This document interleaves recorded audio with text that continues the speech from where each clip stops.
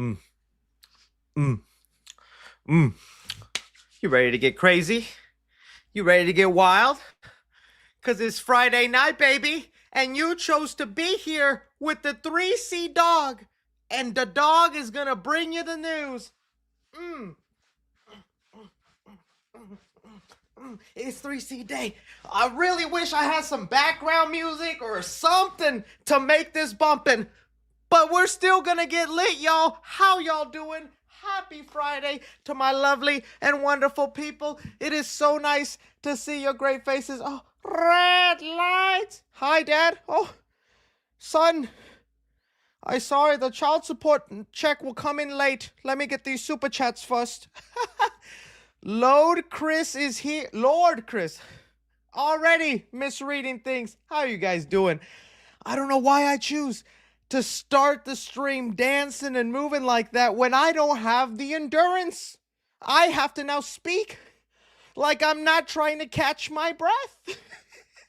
Hitting 30, y'all.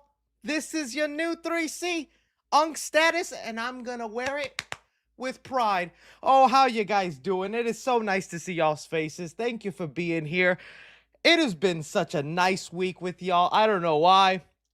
I've lately just felt so appreciative for all you. Well, I'm always appreciative. I'm always happy and grateful, but I don't know. Something about the last couple weeks, I'm like, dude, everybody's so nice to me. Why do people be nice to me, man? I don't know if I deserve it.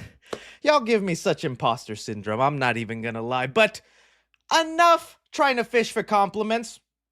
What I'm going to be talking about here today is we've got a couple of topics. I really tried scrounging, looking for a lot more things to discuss and get amped up about, but this is kind of what I could muster up. If you definitely have more topics you want me to discuss, feel free to throw them in the chat, and then I will be implementing them into this stream. But some of the things I got to discuss here today, guys, is we got a full trailer for this Steamboat Willie horror movie that has David Howard Thornton, who plays Art the Clown, and I am still just laughing at the way they decided to bring to life the killer Mickey Mouse in this, so we got to watch that trailer together.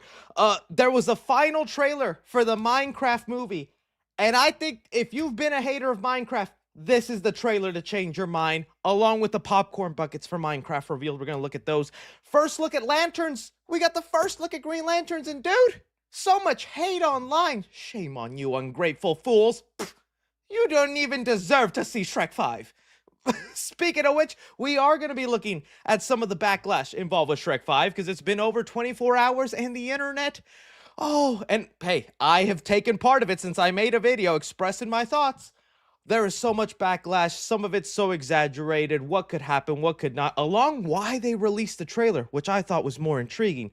And Superman, looking to do some reshoots, some small reports about test screenings. Those are always hard to figure out whether they're real or not. But hey, I need something to blab about, and you need something to listen to on a Friday night. Or if you're watching this on repeat, maybe doing work around the house, going to the gym, or just laying in bed and looking at the ceiling thinking, why do I listen to this chubby man? Well, I'm glad you do. I'm glad you do. All right, guys. Man, it's so nice to see you. Give me a kiss. Oh, all right, but don't tell anybody. Oh, dude, that's gonna give someone nightmares. Live action Lilo and Stitch. I saw someone, I don't know how credible they are. They're one of the scoopers running around. I'm still trying to gauge their credibility in the game. So if you guys know, the Beyond reporter, I believe, no shade to any scoopers, okay? My track record is like 0-1, so I have nothing, but I believe he or they reported, because I don't know if they're a boy or girl, that the Lilo and Stitch live action trailer should be coming in the next few weeks. I'm guessing it's coming attached to the live action Snow White movie. And I need to see some actual footage of this movie, man. I like all the little teasers they've been doing, but it's like, I need a trailer. Oh, that's a kind of a nice one to start off with. How about we talk about that? Great topic. I didn't know if this was enough for a full segment that I could clip out, but let's just talk about that. So, we just got revealed because obviously Daredevil is coming out next week for you guys. I have my screeners just sitting in my email drafts. I'm going through seasons 1 and 3 of Daredevil because I had not watched the show since way back when it came out, and since it's been so long, my mind has been foggy. Say that again on what has been happening in that, and Dude, there's stuff I remember, and then there's other things where I was like, I have no memory of this happening in this show. But it's been a great rewatch. I should be done with that rewatch so hopefully soon, and then this weekend I can start my screeners. But everybody's been talking about how great the show is, and they just revealed a little clip of Daredevil versus Bullseye, and it's looking great. This is what I was happy about, man. Whether the story or details about Daredevil Born Again were going to be good or not, one thing I was excited about was that Disney money, baby. That Disney money was going to make Daredevil look acrobatic, just leaping off rooftops, swinging through New York, doing all these things. I'm hoping they update his sonar vision. I haven't seen anyone talk about that. I'm okay with the world on fire, but I would like an updated look at the sonar vision. And, well, something that we got revealed, because season 2 is being filmed right now in New York, so they let you know that's happening. Matthew Lillard has been added to the cast of Daredevil season 2. Our boy Stu, Shaggy, is in the MCU. Praise the Lord, hallelujah. That's really great. We have no idea who exactly he'll be playing, whether he'll be a villain or just one-off. Marvel has this track record, man. They introduce people we really like, notable celebrities. Giancarlo Esposito, great example in Captain America Brave New World. You're thinking, that's a great actor. They could do something awesome in the MCU, and they give them sometimes such a small role that it feels like they could have done something better with that. So, your guess is as good as mine. I would love to see Matthew Lillard play a villain. He seems to have this renaissance going on right now, probably thanks to Five Nights at Freddy's. I'm not even kidding. That probably helped him out, because that was a pretty nice box office success. Put his name back out there. Now he's going to show up as Stu in Scream 7, and now he's in the MCU. Yeah, I know for the last couple years, Matthew Lillard has been basically, I don't want to say this in a rude way, because I know he's been doing the voices Shaggy, and I really respect him, but dude loves to do Comic-Cons a lot. Like, if there's a Comic-Con happening, it's pretty good bet Matthew Lillard is there. And I was like, man, I feel like he should be doing movies and other things. And he's talked about the struggle of getting parts, and it's like nice that he's getting his resurgence. All great actors deserve to have a little bit more going on. So, hey, Matthew Lillard, that's pretty cool. I'm trying to see what the chat says about who they think he could play. Let's see. Anybody throwing in? Silly Matthew. Yeah, silly little Matthew. But no, I mean, I'd love to see him. I'd love to see what he ends up doing, I saw people already bring out Stiltman, even though there was, like, I think a Stiltman already set up in the earlier seasons, although I don't know if we'd ever really want to see see it right there already. Stiltman. Some people said Mr. Fear, it looks like Purple Man. But these are characters that have technically already shown up in the Netflix, universe of these shows. So we'll see, man. We'll see what he ends up being. But yeah, that was a great little story to start us off with. Very excited. There's this one shot. There we go. Of this right here. This is that Disney Plus money I was talking about, baby. Like, it's just things like that. Little small details. That acrobatic. Obviously, that's a fake, render, and it's not really Charlie Cox, but that's Daredevil movements, man. And rewatching the Netflix show, although it is great, you do see some of the limitations in the actions and the stunts they pull.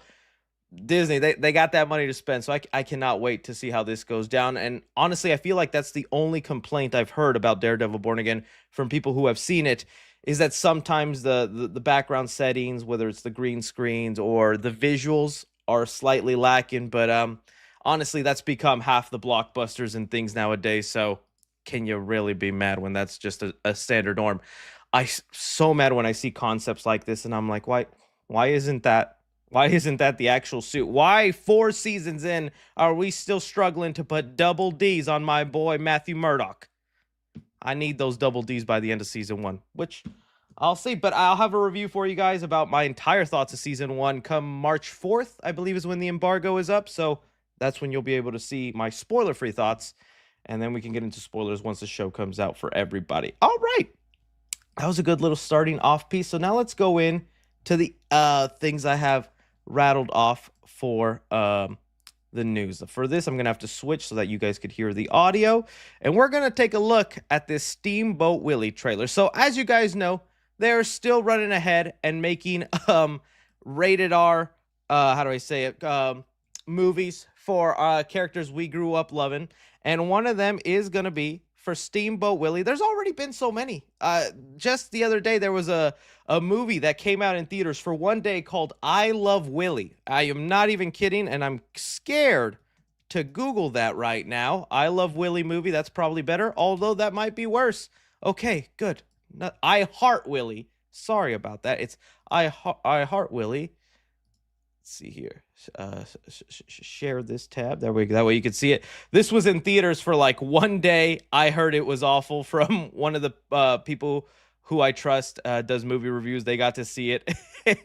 Man, I hate that about some of these because they come out with like these kind of awesome looking posters and then they never live up to what is actually in the footage of this movie. This is one of those made on $50 things, and if it looked like that and was just a guy slashing around saying, "Heart my Willie, come get this Willie," maybe it could have been entertaining, but you watch the movie and my Willie's a little scared.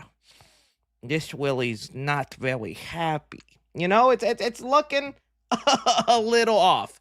But that came out, and some people saw that. But the one I actually am curious about compared to all the other things being released was this one.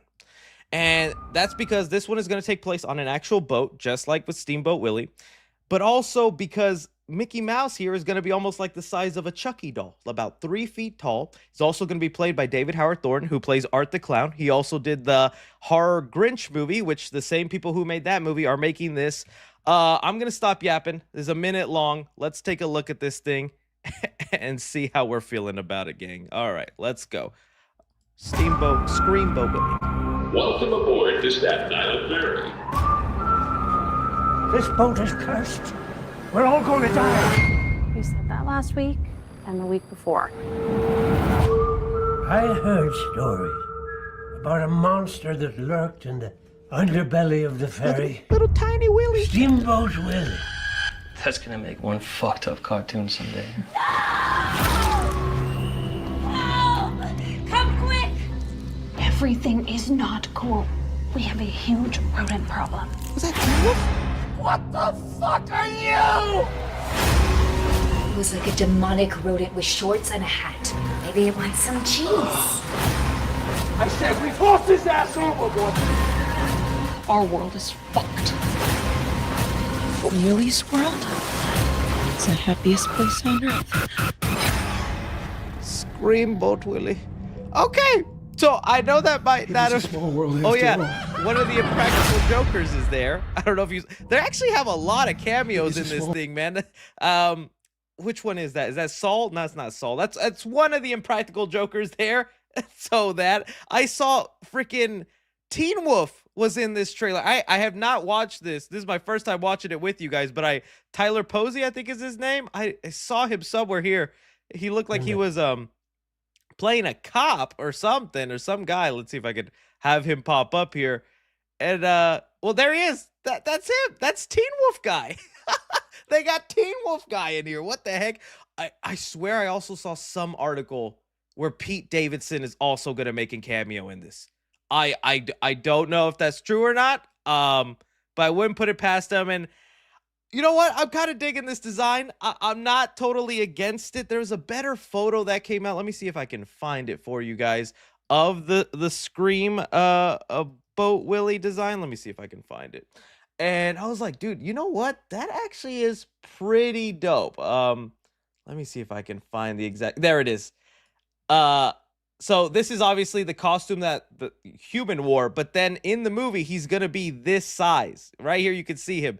So this is the size he's going to be for everybody else. And I think just for obvious reasons, because you can't shrink down an adult, they're wearing this, and then through forced perspective and CGI, I guess they're going to shrink him down. And I actually do not hate that. Thinking about this as like a little Chucky kind of killer doll movie, but obviously it's supposed to be a rat.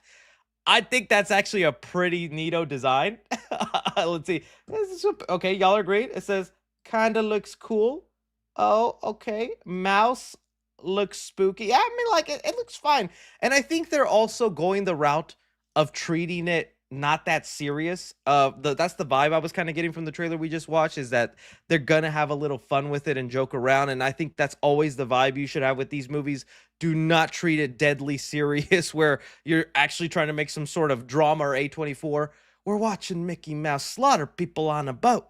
Okay, make me giggle. And They got an Impractical Joker. They got Teen Wolf, maybe Pete Davidson. Why not? So, yeah, that's what's happening. I just thought I'd share that with you guys because the full trailer finally came out. When does this thing come out? It doesn't, I think it's only going to be in theaters like one weekend, April 2nd. Okay, April 2nd. It'll be there for a limited time. So, I'll probably end up talking about it. We'll see. But Screamboat Willie, how does it make your Willie feel? That's why you subscribe to this channel. Okay, moving on. Let's talk about the Minecraft movie, Flint and Steel. Oh, dude, okay, so a lot to discuss. I'm trying to get the window up. I think we're going to begin looking at the popcorn buckets for the Minecraft movie because all of them basically got revealed in leak. You guys got to tell me which you think is your favorite. But we're also going to be looking at the final trailer for the Minecraft movie because I think it's the best trailer they've put out. And I know there's been a lot of hate for this movie. I know a lot of people are against it and and want this to fail. And I don't blame them when like this is their newest poster they release. And I'm just like, we could have done something better. What are these poses? What are we doing? That looks like the Fortnite lobby where we landed, boys. And I get it, but I honestly, this latest trailer makes it feel like a big adventure ride. So let's start off looking at these popcorn buckets because I did think they looked actually a little fun. They're all coming. I saw this account post them. I think they've been doing a good job of pulling up some Minecraft movie news. So if you guys want to follow them. And all right, let's go in. So first off, we had Regal reveal their popcorn buckets. Regal has been stepping up their game. If you watch my popcorn bucket breakdown last year, you know Regal was bringing the heat. And the big main ones is, of course, a creeper head. I think that was the most common and expected popcorn bucket we were going to get because it's already a square. It's perfectly popcorn size. But a pink sheep. Daddy was not expecting a pink sheep as a popcorn bucket, but we are going to get it. Eyes wide and cross-eyed. Not a bad popcorn bucket. All right, pretty good start. Okay, we're working with something here. Also, I'm over here calling this a popcorn bucket. It has a straw. Unless you're scooping that popcorn through a straw, I'm thinking this is a drinker, so it's not a popcorn bucket. But still, okay, so that's what we got from Regal. That's what they're going to be coming out with. And then it looks like we got this leak. Look, I'm thinking it might be from Cinemark. Not 100% sure. I think that's compiled all the different popcorn buckets. But let's look at some of these. So the big one that I'm excited about is the actual creeper container. Because it'll be full size. It's not just the head. It would have just been lazy if it was just the head, okay? Giving us the full body, that's cool. And that sets it up as a collectible, which I think is the coolest part. The chicken jockey, which, hey, you guys know me. Still a Minecraft newbie. Have no idea what a chicken jockey is and why it looks like little baby Frankenstein on a chicken. Somebody can give me a detailed description of what they are in Fortnite terms. Maybe I'll understand it. We got a TNT box. That's pretty cool. Let me see. I think there were some better photos.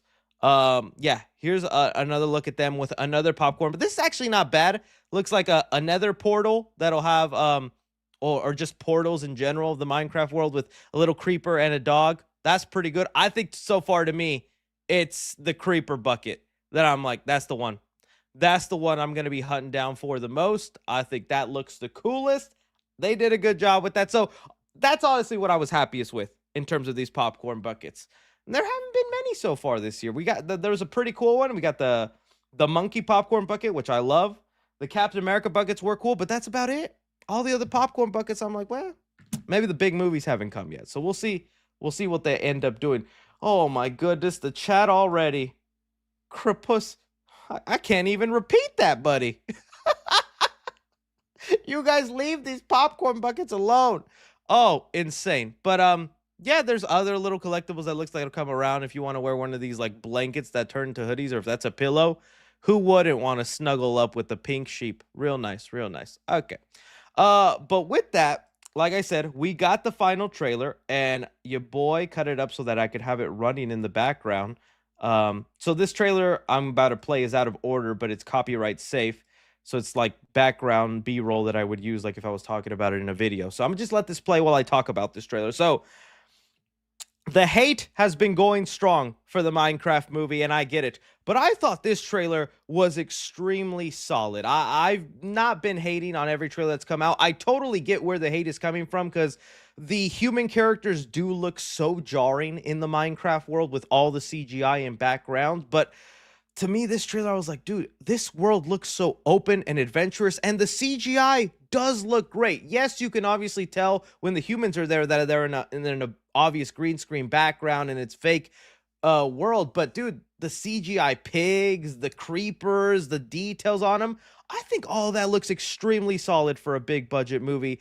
And the humor was kind of the biggest thing where I was like, I can't argue with people who say that, because a lot of these trailers were not making me laugh. There was memeable things that would happen in these Minecraft trailers, like, as a kid, I yearned for the mines, or my name is Steve. It's like that became funny because people were making fun of it, but in the actual movie, it was not working. This trailer had some good laughs. This scene in particular right here where Jason Momoa is talking to the pink sheep and he's like, it's okay, I'm speaking to it. That got a little giggle out of me. There's another joke in here where I also thought was really funny. Which one was it in particular? I think it was also a Jason Momoa joke, but I was like, the jokes are actually finally hitting, because that had been the most awkward part of the trailers. I couldn't argue there. They did not seem that funny. But the meme material you're going to get from this is going to be spectacular, because we can add this now to the list of Tails, Rock, the Black Adam, Superman, people just zoom into the camera, just coming in hot. It's happening.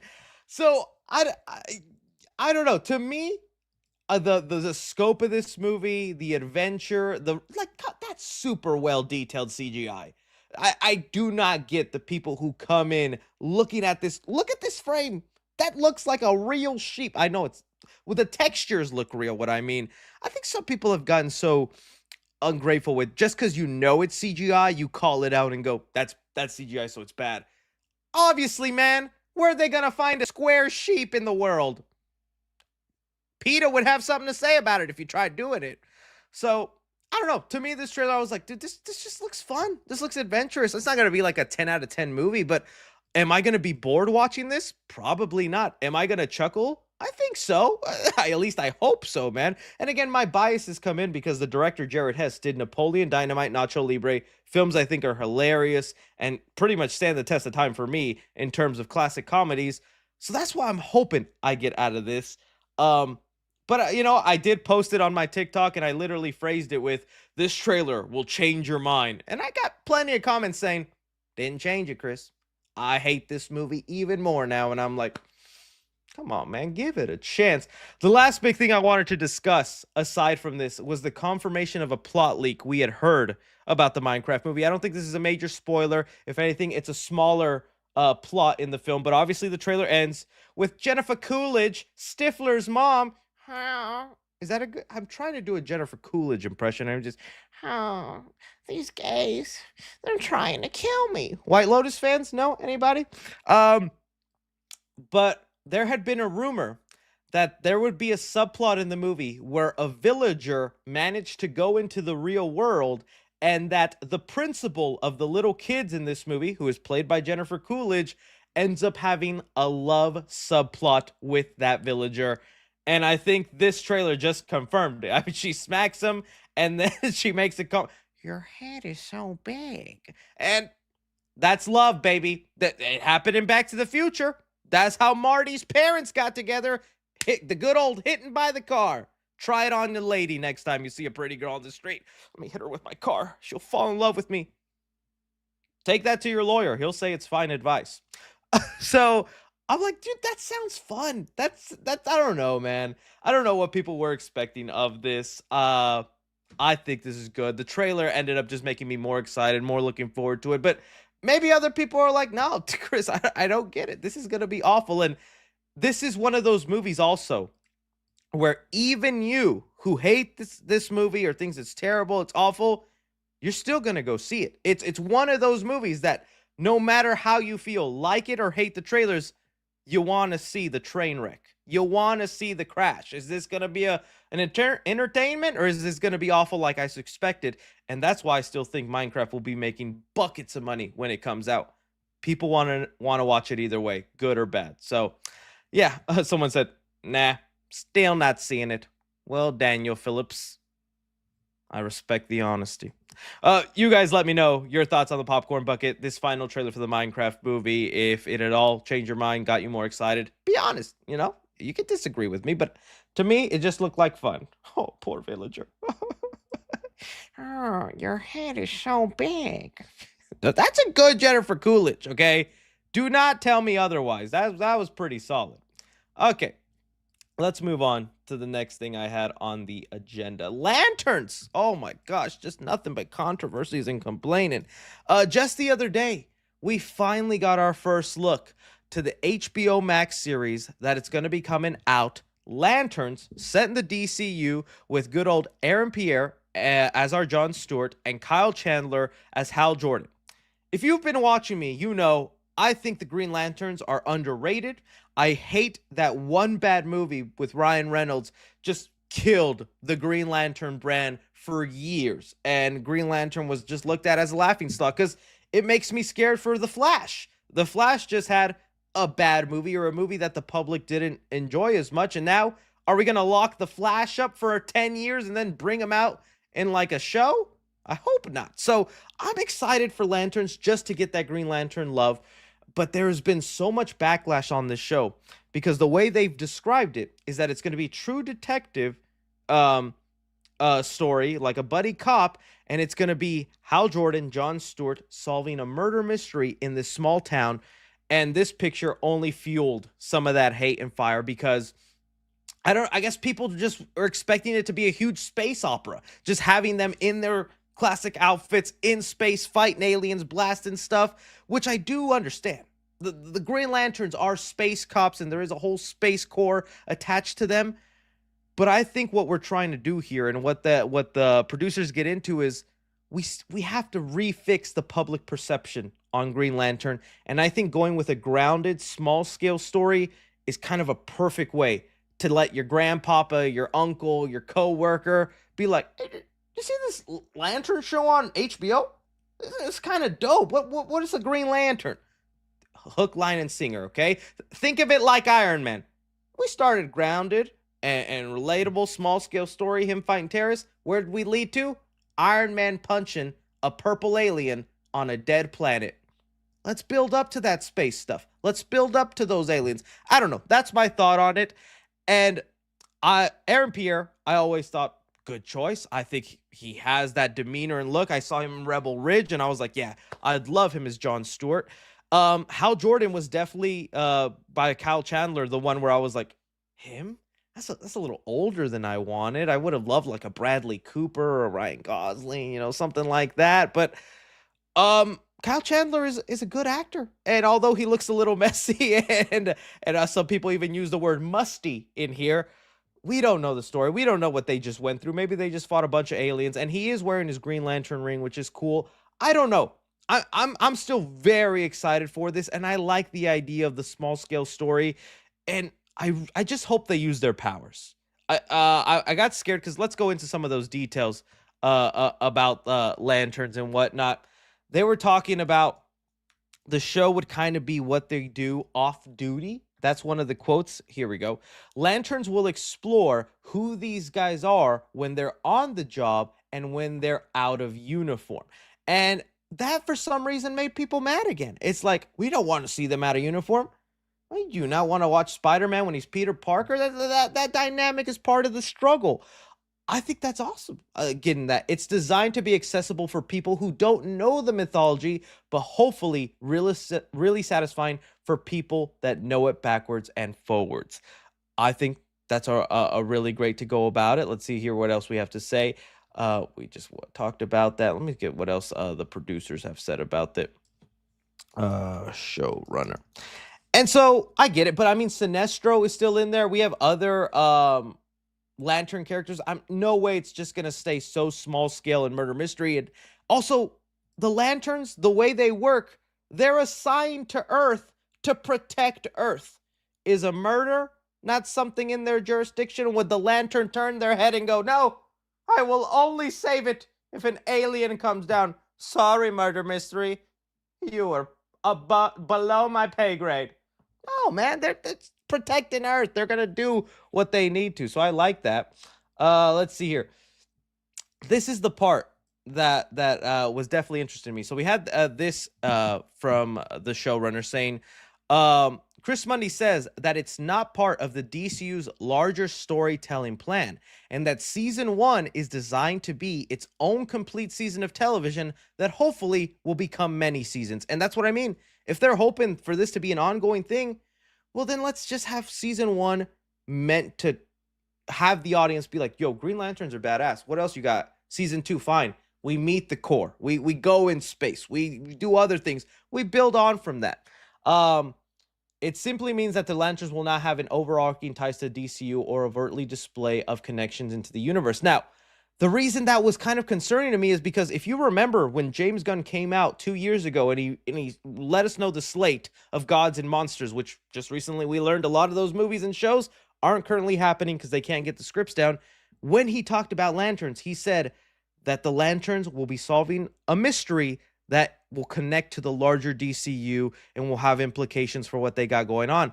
But now the showrunner is saying, no, this is its own thing. We're just kind of setting them up, not part of the larger universe. And we're like, so which is it? Is it what James Gunn said, or is it what you said? What's going on? Is it going to connect, or is it not? We know it's in the DCU, but will it have implications going on? It could end up being both. James Gunn has really talked about wanting to have things be standalone, and I want that. So if it's just a small tease, I could understand him saying, yeah, we got a small thing that'll maybe connect to something else, but the majority of it is standalone. I do much more prefer that. Trying to see what else the showrunner said. Let me see if I could just look at his name. Chris Mundy. I just hope they end up being in their suits a lot. I get looking at this photo and being upset that it wasn't a look at the costumes and whatnot. That'll be for the trailers, and the trailers will really paint a picture of how much Green Lantern action we're getting. But I just hope it, like, I just rewatched Daredevil season 1, and it's so crazy to me. It was like 12 episodes, and the last 15 minutes, Daredevil gets his costume. I do not want something like that. I would like to see them in costumes doing crazy things, but, you know, Warner Brothers, I don't think is wanting to spend as much money as Marvel does on their shows. Let's see here what this says. From the start, our driving force has been to deliver a layered drama rooted in nuance and storytelling and rich world building that balances tension and mystery with honest, authentic emotion. The goal is to create something that feels timeless and grounded without sacrificing the magic of the source material. They keep referencing the source material, the mythology, so it's not like this is going to feel so grounded that it's not going to be like Green Lanterns. We're still going to get, you know, the purpose of the rings. I mean, I think part of it will be the origin of John Stewart. I think the murder that they're going to look into is whoever died, a Green Lantern, and that ring was probably then the ring that John Stewart got, and Hal shows up to be like, all right, well, let me tell you what lanterns are, but I want to figure out how that guy got killed and why the ring chose you. I guess we know why the ring chose you. It always chooses the right person, right? But I'm like, that makes it exciting and interesting to figure out and learn the ropes. So yeah, I don't know. I'm trying to see what else you guys are saying. They are cheapening out on the fans. I don't know if they're cheapening out.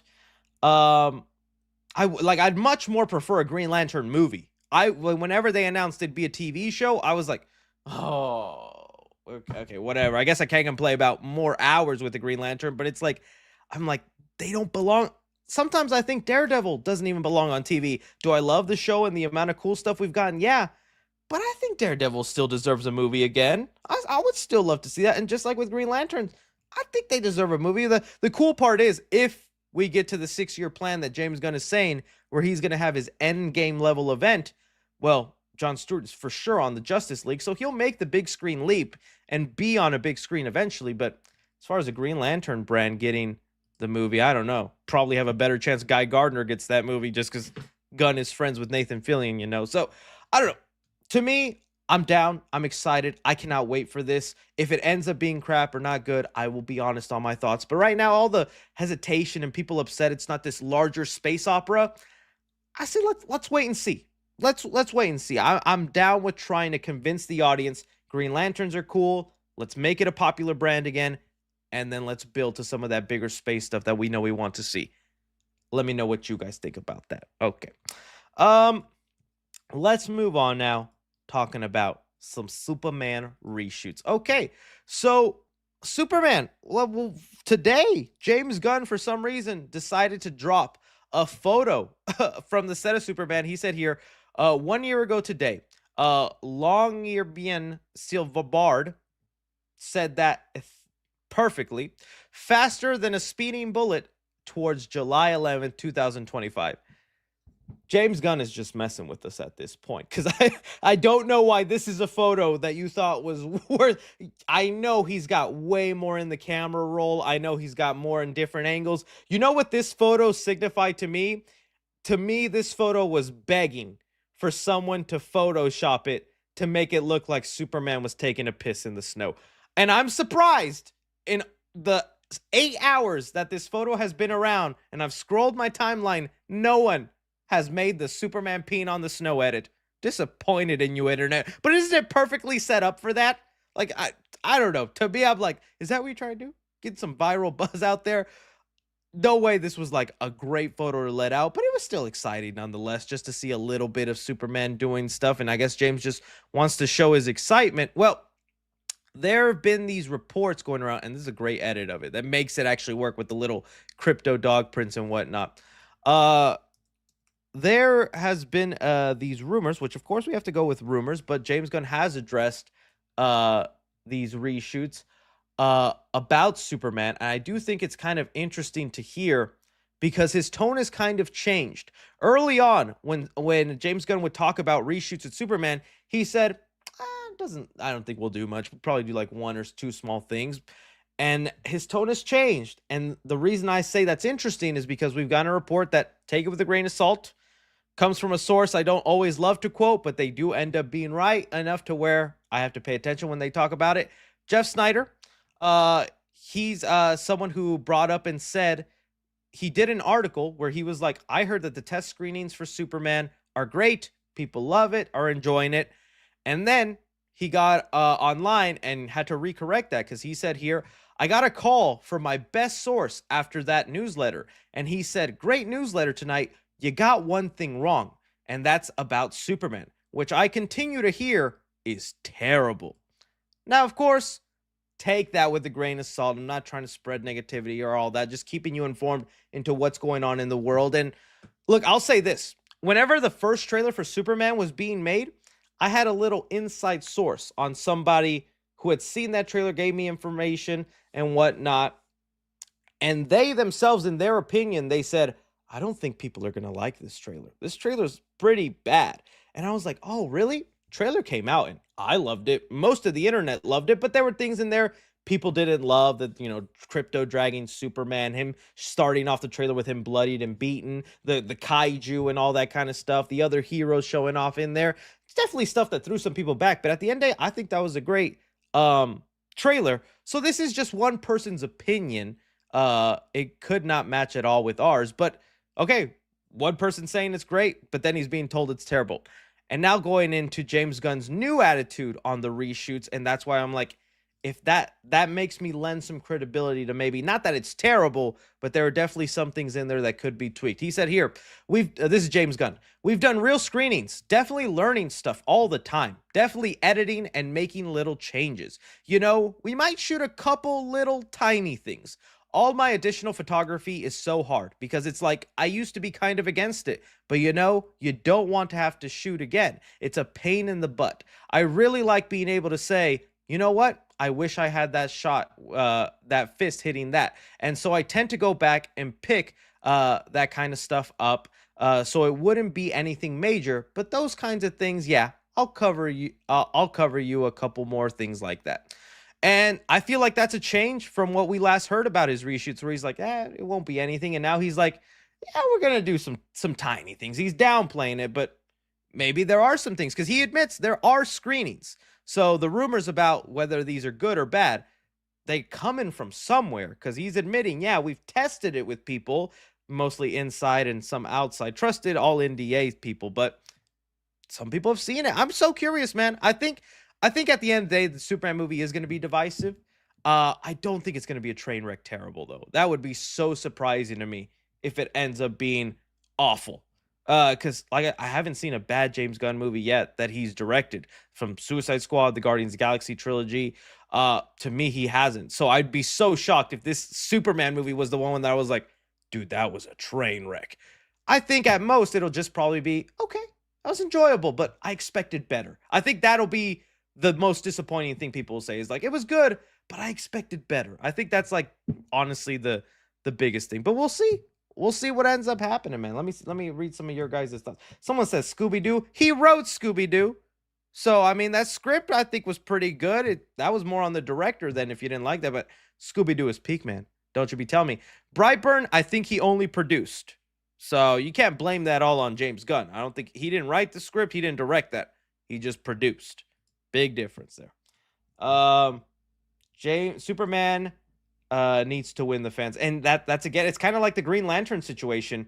Less desperate because Superman is still pretty well known, but he definitely needs a winning movie to get him back to like, because I would argue right now, Iron Man and Captain America are above Superman in public popularity. I know that's crazy to say, and like you would never imagine that freaking 20 years ago. But right now, in the public, little kids growing up, they much more know Iron Man and Captain America as opposed to Superman. Hopefully this movie changes that, right? Let me see here. What else you guys said? Chris, someone made the piss in the snow meme. I saw it earlier. Oh, man, you got to tag me. You got to tag. I didn't see anybody. And I'm scared to Google Superman piss on Twitter because I have no idea what will come up of it. But I'll go back to that original post. But I saw that with Superman. I was like, yeah, definitely somebody's got to do. And I didn't want to be the guy to edit Superman peeing. I could have easily done it in 5 seconds because I thought it immediately when I saw the photo. But I did not want to be that guy. I don't see the piss edits yet. And I don't know if I want to see the piss edits. But if they're out there, I'm sure they'll show up on the Reddit and I'll tag it along in this video in a clip. But yeah, guys. Superman, you still excited? These test screenings, reports, how you feeling about it? I just need a new trailer, dude. I need some new Superman footage. That's what I'm most excited about right now. That's what 3C Reddit. Okay, let's see. Let's see on the Reddit. Let's check it out real quick.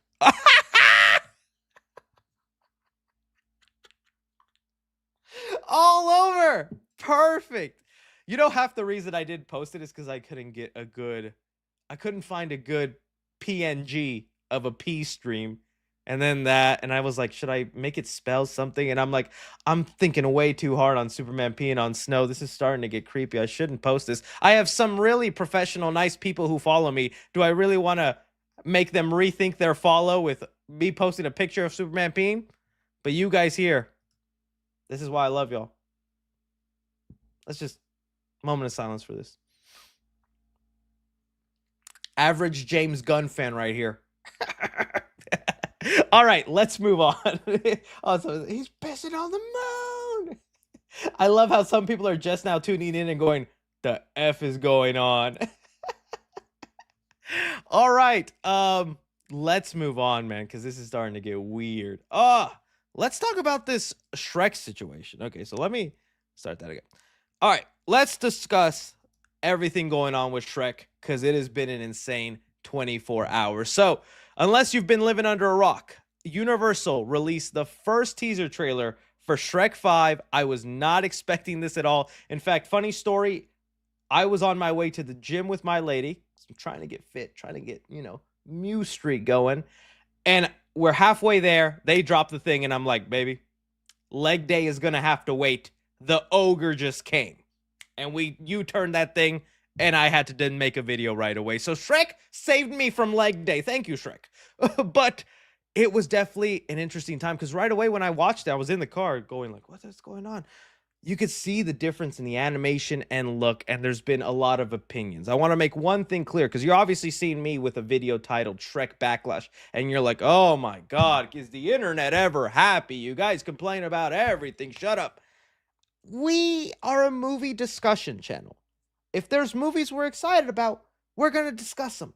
And even if it's a movie I'm excited about, I will be honest on my criticisms and me just saying, hey, I think Fiona looks off. Donkey looks a little weird to me, and I'm not digging the exact new redesigns, but I'm still excited for the movie.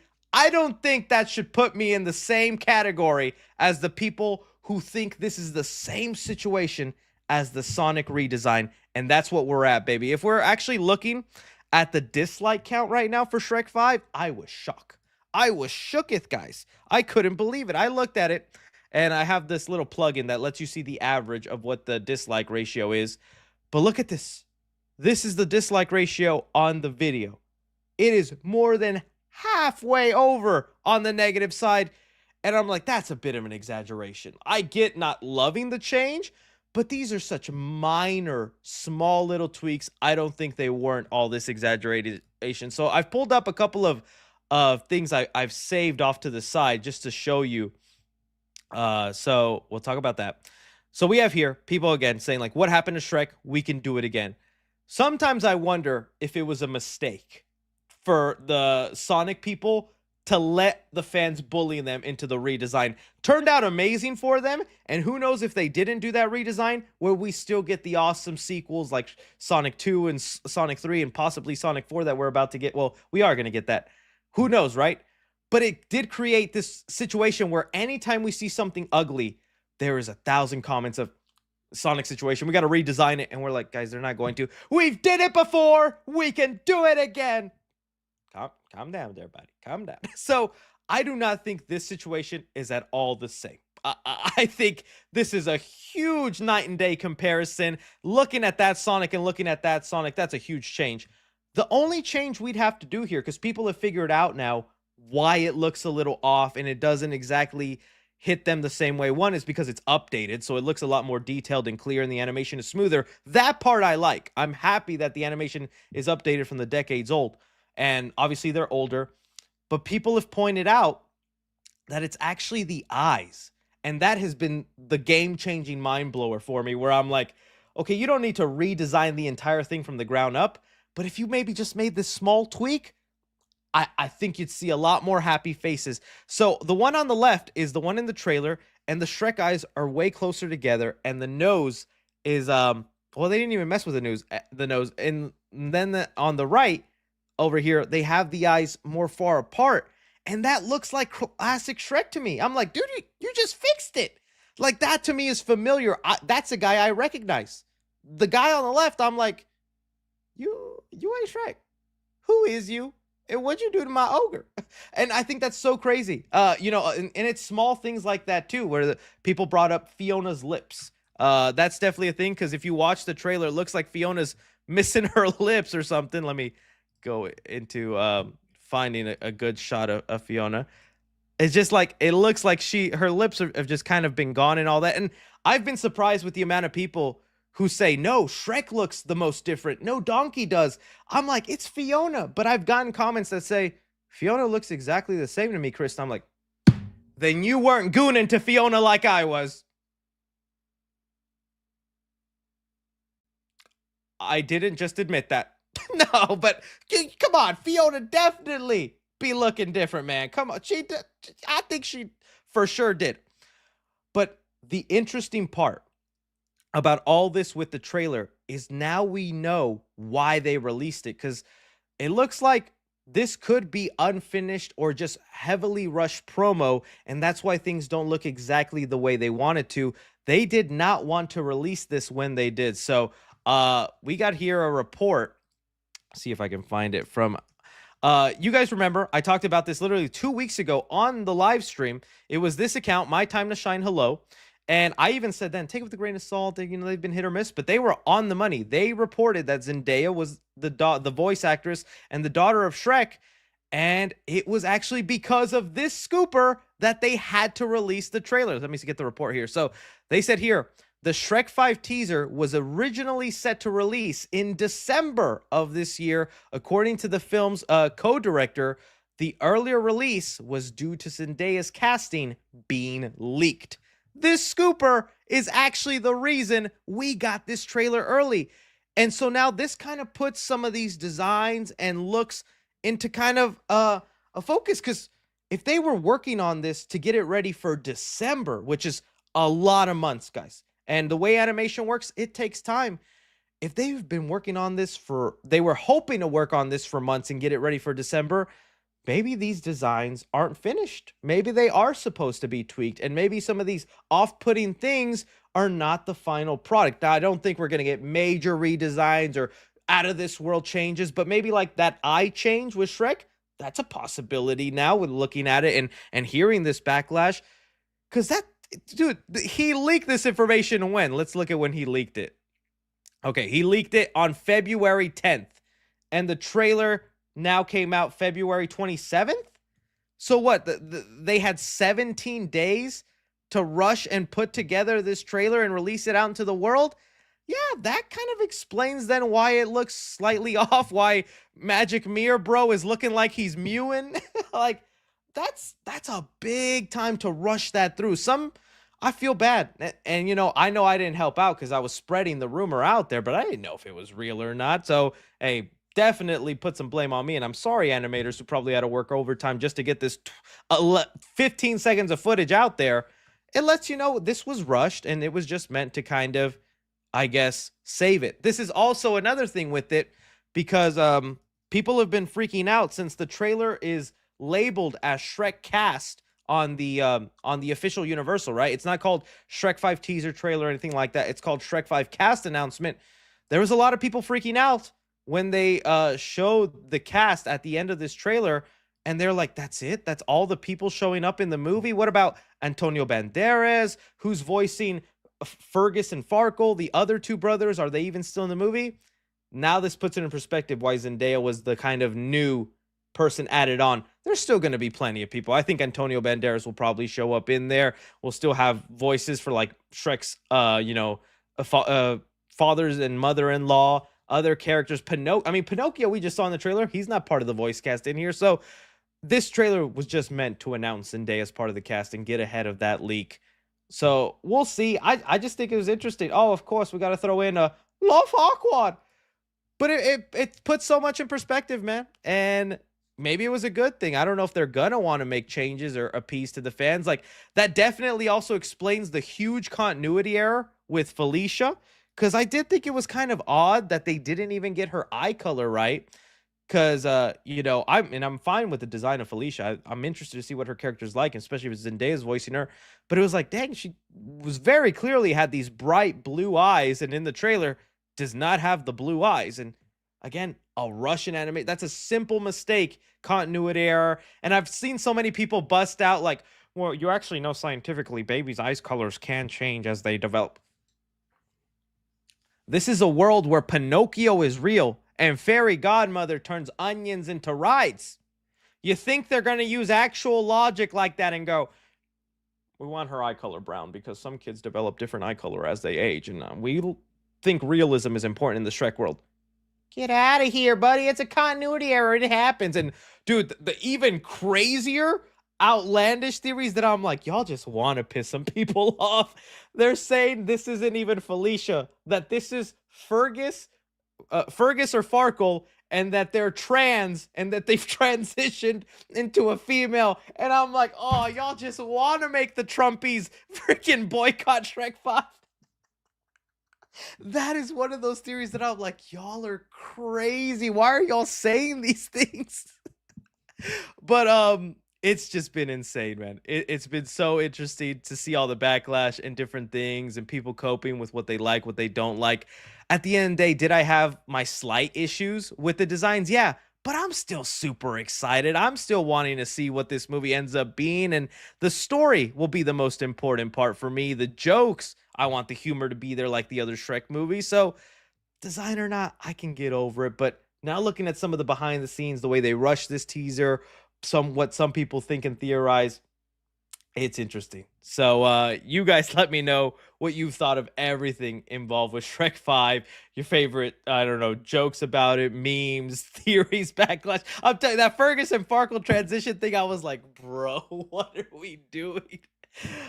Crazy, just crazy. Let's hope I do hope the rumors, because since My Time to Shine Hello ended up being right on that story, I wonder if we have to now listen to everything that they've said before. And they did mention that Shrek 5 would be a multiverse story. Remember, they said here, Shrek 5 is a multiverse story, kinda. They added on saying, just wait till you hear what Shrek 5 is actually about and how the multiverse plays a part in it. It's shocking. So it's like, okay, could be interesting. See what could happen in there. Try and find the other part. And then that Love Awkward might end up making a grand return. I hope so. I like that little fella. He funny. He funny. So you guys let me know. This has been awesome. Shrek out. All right. That was the final topic on the agenda, my friends. I guess I see some people right before we get into the chats. We could do a little 3C scroll through the stream. And oh my goodness, it already started. Shrek gone. Why can't we just have fun with what's coming out? Oh man. Still waiting. Oh man. It'll happen when you least expect it, guys. It'll happen when you least expect it. Eventually. Someday. Maybe never. Could be my final video. I tried. Not bad. I like that edit.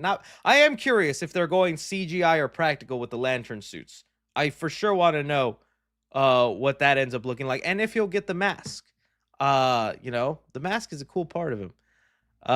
My first post on the sub, Chris, the cooler Chris. Oh, okay. Why am I in a yearbook? 3C Senior Love edit. Okay. I know the sound should have been on for that, but I was scared. Bro hit the pose. Oh. Don't be rash. Still enjoy that movie. 3C, please watch this.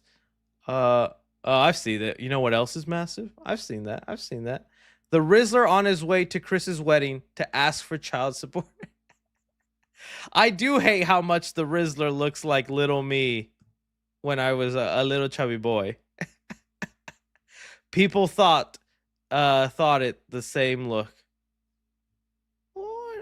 I really don't think it's the same situation. It's different, but not wildly different the way Sonic was when he first came out to what he is now. Like, if you made the change, it would be so minor, some people would not even notice. There's a lot of ones that require sound, so let me get the sound going in this. All right, let me see here. What is this? Chris's lady. It's how Marty's parents got together. The good old hitting by the car. Try it on the lady next time you see a pretty girl. Just hit him. Hey, Magic It Man, might work. who's the fairest of them all? Why, Shrek, of course. I don't even remember doing this. I remember that. Good stuff. Oh, dude, what'd they do to Pinocchio? I like that look, man. What's wrong with the Uncanny Valley creepy designs? So polished, so cute. I want my real boy back. You asked for it, and I was happy to receive it. Thank you. People after seeing Shrek 5 teaser, I am not amused. Is it ogre now? That's pretty good. So so all the zoom in people.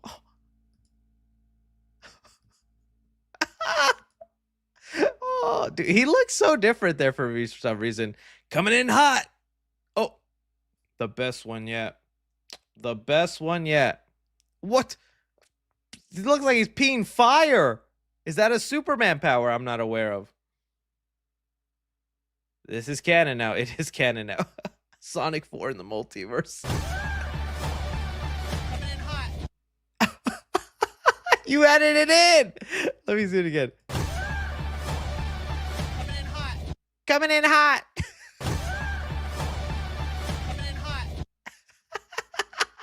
I love that. Okay, a little paper Spider-Man figure. That's actually pretty creative. Somebody cash app him like $20 though.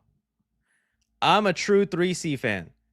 You were the top 1% of 3C fans. You've watched 28 times as much as... Whoa, YouTube gives you that kind of statistic? Oh, dude, that's awesome. If you guys get this statistic more or something, let me know. I'd like to know who the 3C Gooners are. That's so nice. Thank you. Thank you. All the affairs 3C had to hide once he got engaged. What? I don't even know what this photo means. Morbius 2. What? Chris getting the Super Scooby. Red light therapy. Funny enough, I bought my lady a red light therapy mask, and it glows red so cool. One day on the stream, I'm just going to start it with me wearing that mask. Red light therapy mask. Chris's bachelor party got leaked. Happy party, Chris. Oh no, they spelt my name wrong. Krishish? Who are some of these? I don't know who this man is. Who is this? I got Ned there. I got Pinocchio. I got a Lego. Noah. Who is that? I don't know who this is. Anybody? Somebody's got nice. Megamind. Oh. Leaked Spider-Man 4 photo. I'm surprised you guys have not haunted me more with this photo. Once I released it, I thought it was over for me. I thought it was over.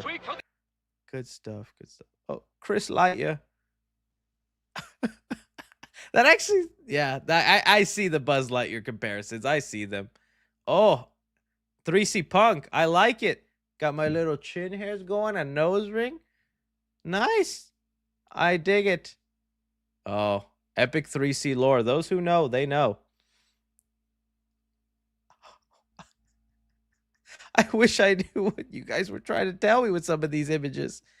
Welcome to the Friday live stream. I'm your host, Can I get a 3C, Senior Love. And today, we're going to be talking about so many great... I don't want to get copyrighted. That's pretty Hey, a Magic lot Mirror. of the song. All right, good stuff. The 3C Reddit remains brain rotted, and I am ever so grateful we've made it that far. Sometimes I just go on there right before bed, and I go, oh, what have I created? What have I started? Good stuff. Good stuff. All right. Let's begin some of these super chatty chats. Would you rather write, produce, direct, or act? I'll rank them in what I would rather do. Direct is number 1. Act, number 2. I don't know who would hire me, though. From there, write and produce. The only reason produce is pretty important, but I think you need to have such a long list of like proven track records for you to even be well known as a producer. Because other than that, they just hide in the shadows most of the time, man. You don't know who the producer usually is by name. Thoughts on win or lose? Oh, dude, it's a bad time to ask me if I'm watching this or that because I've been swamped. Like I said, I've been trying to catch up on rewatching Daredevil so I could be fully freshed in mind for season 4. And then Severance is going on. Invincible is going on. Jack Reacher just started. So I'm literally bouncing show to show to show to show. By the way, Jack Reacher season 3, peak. That show is still bumping. Just like Invincible and Severance. Doing really good stuff there. A ceiling. Oh yeah, I saw this. A ceiling collapsed in Washington during. Oh, let me pull this up. During a screening of Brave New World. I did see this. It was crazy. Thankfully, no one was hurt or killed, but that's still crazy that happened. Yeah, if you guys didn't see that, there was a wild thing that happened. So some people are thinking like they were throwing shade on Brave New World because there was only 2. This is the real photo. This is the real thing that happened. But a movie theater ceiling collapsed in Washington during a showing of Captain America Brave New World. No casualties, no injuries reported. Only 2 people were in the theater. Dude, that is some 4DX experience stuff. I would love to know during what scene in Captain America Brave New World this happened. Can you imagine it's the scene after Hulk comes to life and then just jumps off the White or whatever, the White House and the destruction, and then that falls? You'd be like, oh my God, MCU, these 3D effects are impeccable. Why do I smell asbestos? Dude, I cannot imagine. I'm glad that it sucks that the theater was empty. Imagine if this was still like opening day, how many people were there? That would be insanity. So I'm glad no one was hurt, but it was kind of funny though. It was like, there was only 2 people in the theater though. So didn't bother anybody. Didn't bother anybody. Good stuff. Yeah, that was insane that happened. Hey, Chris, just had to say congratulations again on the engagement. Also, day 175 of asking you to bring back read negative reviews on movies I love. The Wolverine review, that video, all will come when you least expect it. Or never. That is the fun of 3C. HBO has come out and said It Welcome to Derry is still coming out. Okay, awesome. And has not been delayed. Okay, that's good to know. I'll take down my little clip of me saying that then. But I thought it was so weird that there was credible people saying that report who like don't lie or make stuff up. And I was like, man, why would they do that? So good to know. Welcome to Derry still coming out this year. I did not want it to be delayed another year. Thank you for letting me know. As someone who has a single mother and part of their family is low income, episode 3 and 4 of Win or Lose made me want to cry. Oh, dude. Well, now I definitely have to check. I do plan to check it out. It's just unfortunately not on the priority list with all the things I got going on, but I do want to. It's Pixar's first original show, so I want to give it a chance. I will say probably my hesitancy is I wasn't the biggest fan of Monsters. What was it called? Monsters Working? Monsters. I forget the name of the Monster spin-off show they did. And it was cute for like 3 or 4 episodes. And then it just got to the point where I'm like, it's just not hitting me the way I want to. It feels too kiddish. Like I should be watching this with like my 4-year-old or something if I had one, right? Or I could just kidnap a 4-year-old and force him to watch it with me. He's like, don't you tell your mother. That's Mike Wazowski. You know, Monsters at Work. There you go. And so that kind of made me go, I don't know if I would like more Pixar original Pixar shows, but I want to give it a chance. Rejoice. Shaggy's coming to the MCU. Very excited. Very excited. Did you hear that Douglas Tate is the suit performer for Wither? Oh, yeah. He also played Jason walking out of the lake at the last scene of Freddy vs. Jason and Michael in the flashback scenes in Halloween Kills. Oh, well, that's pretty cool. Get some nice stellar movements then if that's the person in the suit. Hopefully we get a lot of it, though. I feel like some of that was a little lacking in the actual first Five Nights at Freddy's. Just got back from my run. Hello. Well, hello to you, too. Appreciate you stopping by, my friend. Excuse me, I have the hiccups for some reason. Do you think Puss and Friends will be in Shrek 5? I definitely think Puss will. I don't know about his friends. That's just a large group of characters. Maybe in just like a little hello, we're here in his room or something kind of situation. But you definitely have to have Puss in Boots there, man. He was a big part of Shrek's life. Have you seen Supernatural Reunion in The Boys Season 5? Yeah, I saw that little video. They're going to be bringing back the kind of main players from Supernatural in there. Makes sense, too, because the showrunner of The Boys is the same one who did Supernatural, so just wants to keep that going. I just hope Season 5 nails it, man. I know some people were starting to dip out or feel kind of weary on The Boys on Season 4. Season 5 needs to end on a high note. Interesting how Scream 7's release date of February 27, 2026 is previous director Christopher Landon's 51st birthday. Still kind of bummed he isn't directing. Yeah, you know what? As much as I would have loved to have seen what Christopher Landon would have done, because I think he would have done a cool story, especially since his version of the movie was going to be with Melissa Barrera and Jenna Ortega. There is a part of me that's like, Kevin Williamson knows what's been stale in this franchise. I think he wants to innovate and keep it fresh. So he's the thing I'm most curious about, what he's doing differently. And there's been some more set photos and videos coming about a Scream 7 that I'm like, okay, Kevin, looks like you're making this movie bigger than I thought. So hopefully for his sake, I hope he does a good job. Only multiverse stuff I'm good with is Spider-Verse. Invincible, Rick and Morty. After that, I just wait, see. So hopefully Shrek is good. If true, hope it's as good as Shrek 1, 2, or Puss in Boots 2. You know, Shrek 2 is definitely the highest bar in honor for me. I think it'd be really hard to ever hit that note. If it's just as good as Shrek 1, I will be so happy. If it's, like Shrek 3 or... I see there's found love for Shrek 4. Maybe I'm just a hater. I was like, I don't know, man. It's still Shrek 2 is the pig. I need to give Shrek 4 a rewatch, though, because I think I saw it bits and pieces on TV, and I was like, I remember this being worse. This is actually kind of enjoyable. Chris is here, and it's about to get funky. Everybody clap your hands. Clap your hands. You guys remember that gym class? Why would they make us do that? Happy Friday. I got a question. Are we still getting that Cause movie, Welcome to the Club. Buddy talking about the 30. Are we still getting that Just Cause movie? Welcome. Oh, I see where the sentence is. They said they were, but that's also like I think something they announced the Just Cause movie. They announced that before the Hollywood strikes, and that just like pushed back, rearranged some things. So I don't know if it's still happening. There haven't been any updates, but it could be one of those things you least expect. Where tomorrow they're like, so and so has been cast in this movie. Be nice though. Be nice. Stifler's mom hitting the villager is funny as I think so too. Your head is so big. Jennifer Coolidge impression getting better and better, guys. I think it's going there.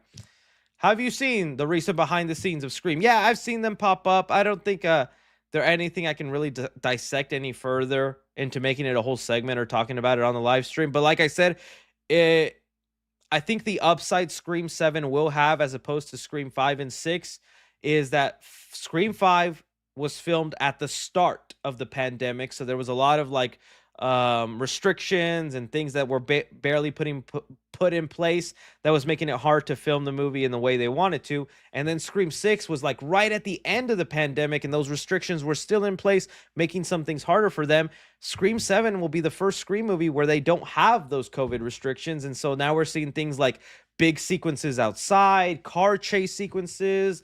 So it's probably going to feel like a bigger movie based on some of these behind the scenes, and that'll probably be the benefit of Scream 7, you know? Rip Gene Hackman. Yeah, that was definitely sad. I wish, I'm not going to lie to you and act like I was the biggest Gene Hackman fan. I mainly just knew him from Superman. Unfortunately didn't, but it's always a loss. And I was even sad when, dude, I'm forgetting her name. Paige Trachtenberg? I do not want to say that wrong. Paige. Oh, was that her name? Definitely that one hit me more because I was like, that's a face I recognize. Michelle Trachtenberg. Apologies. But I was like, I looked at whenever it got announced that she passed away, I was like, why does she look so familiar? I never watched Buffy. I'm sorry. That's just something though wasn't in my time. So I didn't watch Buffy, and I've definitely never watched Gossip Girl, and that was like the big thing people kept talking about. And then it finally struck me when I went on IMDb and I was like, oh, she was the little girl in Inspector Gadget. I loved Inspector Gadget. No wonder her face was so familiar to me, man. So that was kind of sad, man. But you know what they say? These things happen in threes, man. And so watch out, somebody in Hollywood. So that's scary. 3C, Toby. Thank you, Toby Lance. I love the videos and positive vibes you bring. Makes my day easier. Keep up the amazing work. Oh, well, thank you, buddy. That means a lot. You guys just send in some nice compliments. Adrian Mendoza says, "Hey, Chris. She took the kids, by the way. Would you rather?" Oh my God, I'm so sorry, Adrian. Oh, would you rather have a new Seth MacFarlane movie or a new movie by Trey Parker and Matt Stone? Now, those are the guys who are in South Park, and I do think they're great, and they are working on a movie with Kendrick Lamar, I believe. I'm not making that up. That's a real thing. Who knows when that'll come out? I'll be honest with you, Seth MacFarlane movie. I love the South Park guys, and they are very funny. For some reason, Seth MacFarlane's humor, I just jive with the most. You know, I love Ted.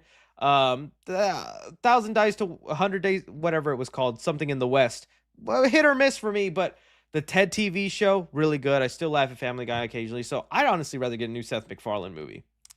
But that's just me. Thoughts on the details we have on the James Cameron Spider-Man film that was in development in the mid-90s. I remember hearing about it. It would have been cool just to see Leonardo DiCaprio play Peter Parker, but there was some odd stuff in it. I don't remember the details by name, but by heart. But I remember when I looked into them, I was always like, that's cool. That's not so cool. That's a little weird. But I mean, it was also a James Cameron Spider-Man movie, and James Cameron, Titanic, Avatar, Terminator, even with some of those weird details, probably would have been great. At least, if not, it would have looked great. The Shrek movies may not have been the most visually appealing, but the animation was pretty fantastic. For its. I was about to say it was pretty fantastic for its time. You even spelled it like the 4. I see what you were doing, Benji M. You were trying to get one of these out of me. Say that again. It worked. It worked. But yeah, a lot of it is nostalgia goggles. Like, I like the detailed animation and the fluidity of the animation. The animation itself, I think, is good in the new Shrek movie. It's just the stylistic choices on some of the characters that feel off, but not enough where I'm gonna not see the movie or be like angry. I'm like, I could get used to these changes. Think Thunderbolts will be a new franchise in the MCU with a sequel or a one and done. It would be cool if a sequel had different members each time. I think that's what they're hoping for, and that would be great. There's so many characters I wish were part of the Thunderbolts. Like, I always thought Abomination would be in there. Red Hulk, not there. We got, 80% super soldiers in there, but that would be awesome, and they could throw in more villains that they've had lined up in other movies. So it'd be great, but let's see if Thunderbolts is good. I think it will be, but let's see if it does end up being. 3C lore on buying your first house or apartment. I don't know if it's like exciting lore. I just know when I got my first apartment, I thought it was in a really good neighborhood. And then everybody who came to visit would be like, there's a shady side of town, right? This is wrong. And I've told y'all the story where I've heard heard gunshots at night at that apartment and all. That's where I did some of my earliest videos and whatnot. That was crazy. On buying a house, the only thing that sucks is like you have to convince them on what your job is a real job, because some people you make videos online. What's your income? Is it consistent? And it's like, well, it depends on the videos I make and this and that. And so that makes it hard to buy a house, but they get over it if you consistently make a certain amount per month. But I mean, nothing exciting, man. Nothing exciting. I wish. I will say, funny enough, when I met the real estate agent who was gonna sell my last house so I could move into this one, they were like, I recognize you. And I was like, oh, he probably sees my news videos and this and that. And he goes on his phone for a second, and I kid you not, he pulls out the video of me with the Danussi. Why do I have it at my desk at all times? Don't ask. Don't ask. But I was like thinking he was going to pull out a news video or say, I've seen your TikToks or I've watched your YouTube videos. He was like, you did the Danussi thing. And he pulls the video. He's like, that was hilarious when you did this. And I was like, so can you sell my house or not, man? That was a real thing that happened. I thought it was funny. All right. Isaiah here says, for Teen Titans movie, my fan cast has always been Dylan O'Brien for Nightwing. If not him, then my second choice would be Wolfgang Novogratz. That's a made-up person. That's not a real name. That's not a person. That's a World of Warcraft character right there. Wolfgang Novogratz. I have to now Google. This person better have a majestic face, a couple of scars, a nice big beard, because with a name like that, complete opposite. Wolfgang. Can you imagine that? Table for two. What's the name? Wolfgang. Yeah, I don't think we have anything available for you, sir. That's kind of baller, though. That's kind of baller. What was even your question? Teen Titans, Nightwing? Sure, why not? He's got that chiseled, nice face. Yeah, I could see some Nightwing in him. I wouldn't mind it. I'm not too picky. I just want the boy done justice. All right, let's move on.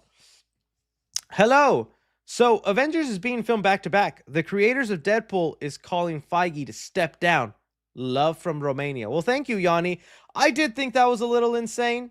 No hate to Rob Liefeld. But I did see, like, earlier in the week, if you guys didn't know, maybe I could pull it up, the Kevin Feige tweet. The creator of Deadpool, he tweeted out saying that Kevin Feige is spent and to take him down there. See, because the box office results of Captain America Brave New World weren't like hitting as high as they would like. They were still decent, not terrible. But he was like, get Feige off the mound. He's spent. And, he's been upset because they didn't invite him to they didn't allow him to bring certain family members to the Deadpool and Wolverine carpet premiere. And he wasn't able to get access to the after party. And so because of that reason, Kevin Feige is now his Lex Luthor. And, I mean, I don't know. I think Feige has definitely made some questionable decisions and there's been some stuff down, but like in comparative to what Star Wars is going through, in comparative to the years of DC, Feige is still going strong, baby. Of course, you can't have 35 movies, 10 TV shows, be doing this for 20 years without a couple bumps in the road. No way it's going to be perfect every time. In fact, Kevin Feige is the anomaly with how consistently he's been hitting the mark and making Marvel as big as it is. I say we wait until we're the Sony level crash and burn era before we think about getting him off. I don't agree with him, saying that he spent and needs to be taken off. If Feige quits, it's going to be a sad day because I have no idea who could replace him. No idea. But yeah, I did see that and I was like, interesting. Let's see here. We need a Lord Chris Quad dancing to Funky Town as a cringe stro. And today, my journey of 19 inches of Venom starts. Wish me gaming butt luck. Hope this game story is like an onion. It will have layers. Well, I hope you enjoy your time. And as soon as that Shrek 5 news started coming out, yeah, I was like, all right, it's time to order these costumes, get my Lord Farquaad wig, walk on my knees so I can be as tall as Farquaad. Good times. I cannot wait for more Shrek stuff to come out. Especially when we get a first look at Fargus and Farkle, knowing how Felicia looks, I cannot wait to see what Fargus and Farkle look like. Since the Toxic Avenger remake is finally coming out, have you heard of Toxic Crusaders? I want that to come back since that's getting a new game. Is that the TV show? That came out, the little Toxic Crusade. Oh, it was a game?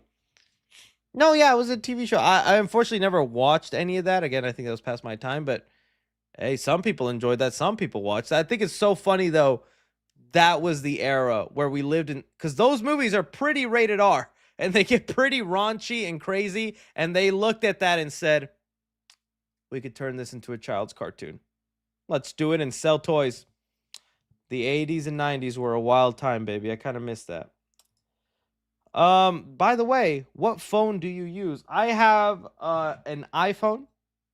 I think I'm like 2 phones behind though, because unfortunately, it sucks, man. I used to be the guy that I was like, oh, the new iPhone's coming out. What's brand new? Fingerprint scanner, 3 cameras on the back. Oh, and nowadays it's just, it could last 30 more minutes on a battery. The camera is crispier. Yeah, that'd be $1,000, so the innovation isn't as much there. I'm hoping just for the heck of it. I don't even know if it's a good idea. The rumors that the iPhone is working like on a flip phone, not a flip phone, but those foldable phones, just to hit the dopamine and serotonin again. Fine, give me something new. Cause dude, I was there when they announced iPhone for the first time. My daddy picked me up from school and I sat in the back seat and he's like, Mira.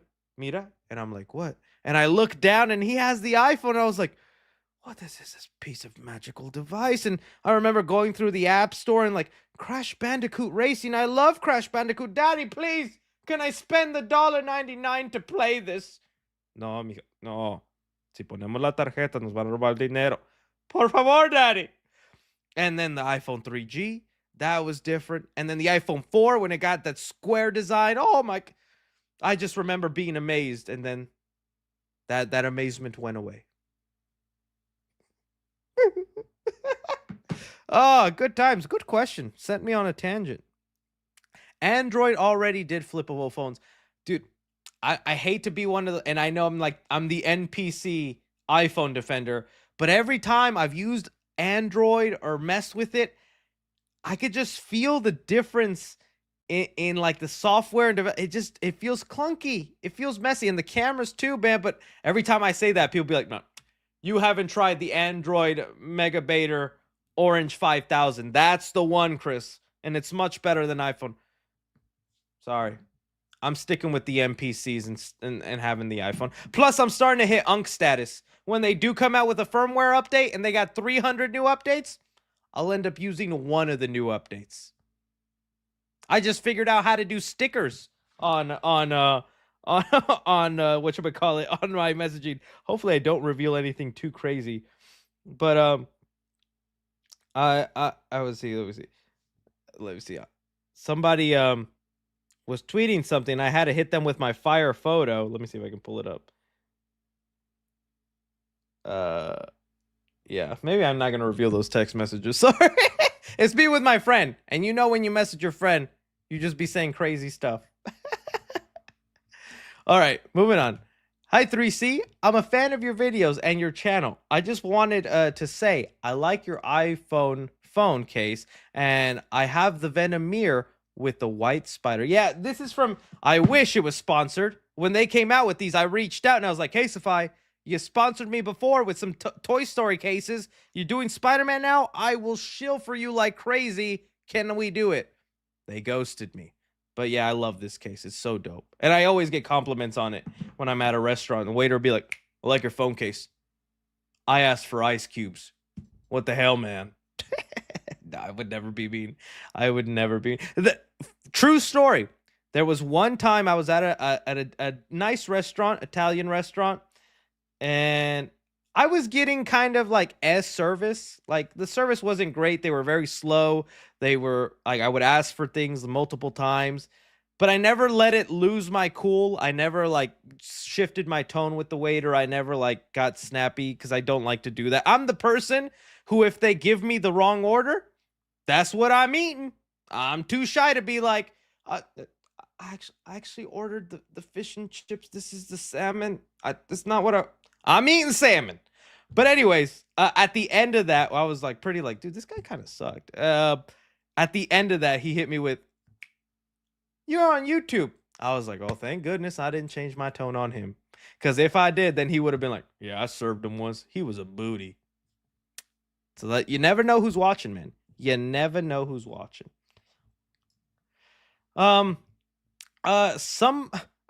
Somebody better call somebody better goon Mooble Maps. I can't even say that. Also, what's a movie you wish you got to see in theaters? Like to have a theater experience with a movie you missed out on seeing in theaters. Okay. That's a good question. I think it would have to be older movies because I tend to see all major new releases. Definitely Jurassic Park, the first Jurassic Park. And again, that came out when I was 2 years old. Or hey, is it 94? Then I wasn't even born then, if it came out in 94.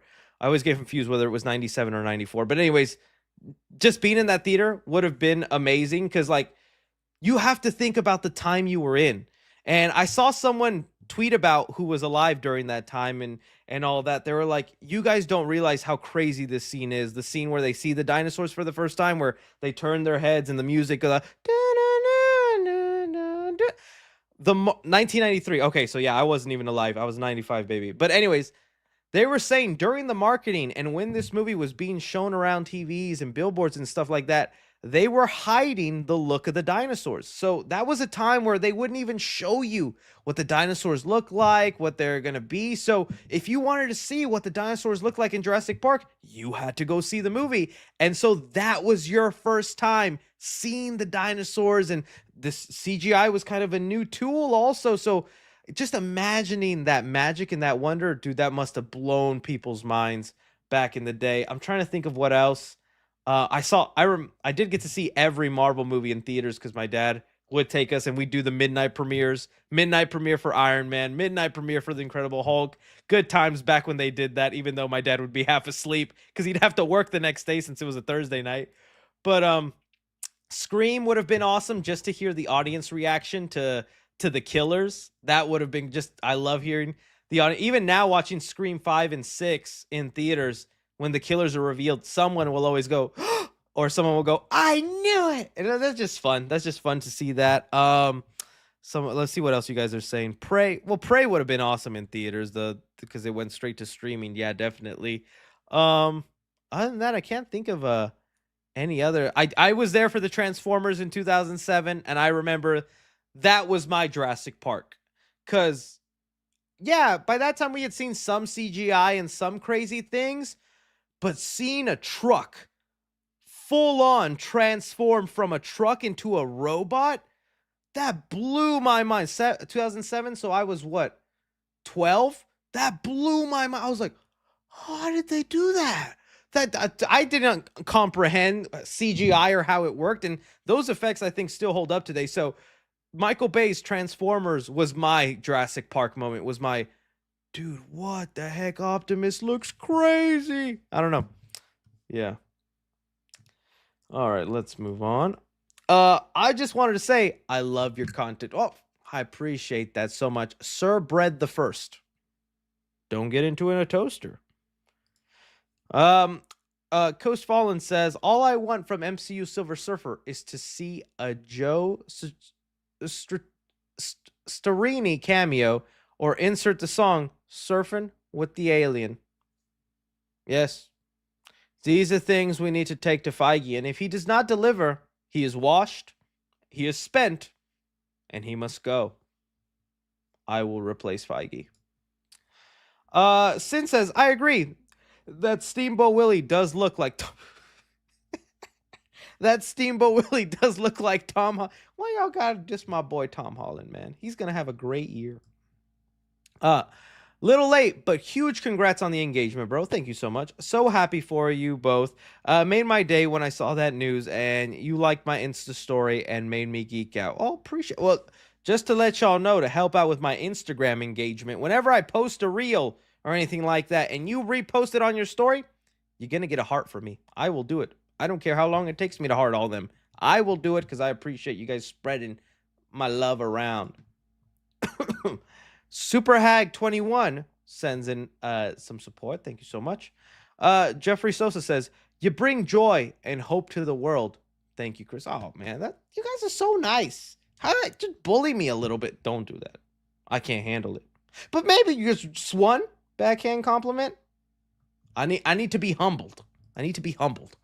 4 weeks ago, I said, give her the ring. It's time. If you say it wasn't me, I'm still going to take credit like you do with the popcorn buckets. You're welcome. No, I had been thinking about doing it for a long time. And especially turning 30, I was like, it is time, buddy. It is time to do it. And I had been with her for 8 years. I should have done it 5 years ago, if I'm being honest with you. But classic procrastinator, dude. Classic procrastinator. And that was my biggest procrastinating assignment. Corbin Nay says 2 questions. What is your theory for Scream 7? And what would you like Stu's return story to be? I love Scream, and I'm putting the controversy behind. Hey, and I don't blame you. I'm whether you boycott or choose not to, I'm not judging either way. I get it. Some people love this series, and hey, I love Scream also, and I'm going to be there when the movie comes out to support Kevin Williamson and Nev Campbell, and hope someday Melissa Barrera can return in like Scream 8 or 9, because that would be awesome. But anyways, I do think Stu is going to be dead. I don't think they're going to say he was secretly hidden or in jail or plotting. I think he'll be dead. So it'll be whoever the new killer is, using probably AI or, latest video, fake technology to torment Sydney and mess with her and make her think Stu is alive. So that'll probably be like a theme throughout the movie. This is me guessing. That, they'll have the audience thinking Stu is alive and out there, and we'll be like, is he out there? It's crazy. But it'll the make or break thing for me, which has been the make or break thing for Scream 5, Scream 6, and Scream 7, the motive. The motive has to be sweet, baby. I thought they did a great motive in Scream 5, terrible motive in Scream 6, because it was just a repeat of Scream 2. Scream 7, I just need there to be a good motive. I need there to be a solid motive, because if not, it's just going to really bring the movie down for me. But we'll see. All right. Top tier Crash Bandicoot trilogy or top tier Back to the Future 4. Ooh, I love me a Crash Bandicoot game. I'm still sad we're not getting another platformer of it or what else is going on in the Crash Bandicoot world. That boy always comes back. He's like William Afton or Chucky. I always come back. What up, go? Oh, whatever sounds Crash makes. But dude, that Back to the Future 4, I just love that universe. I'd like to see them attempt it, even if it sucks. Whatever. I get to have the great trilogy, and that'll be fine with me. It's worth mentioning that my adventures with Green Lantern is set in the My Adventures with Superman universe. Yeah, I saw that after I made my DC video, and it wasn't in any of the articles, but it was because one of the creators of the show had confirmed it on their Twitter, so that's why I missed it. But that's awesome that they're growing out that universe, and maybe we could see My Adventures with Plastic Man or My Adventures with Martian Manhunter, and they could just have that little cartoon cinematic universe. That's fun. Brian Palacio says, who's your Make-A-Wish person? Oh, okay. So if I was dying and I got like one wish, who's my Make-A-Wish person? Who would be my one Make-A-Wish, man? I don't know. It'd be someone I definitely want to have fun with. You know, older me would have said like Eminem because I was such a huge Eminem fan, but I feel like he'd just be more annoyed than anything. Be like, that's an awfully hot coffee pot. You're dying from cancer. Would you like some hand sanitizer? Don't know if cancer is contagious.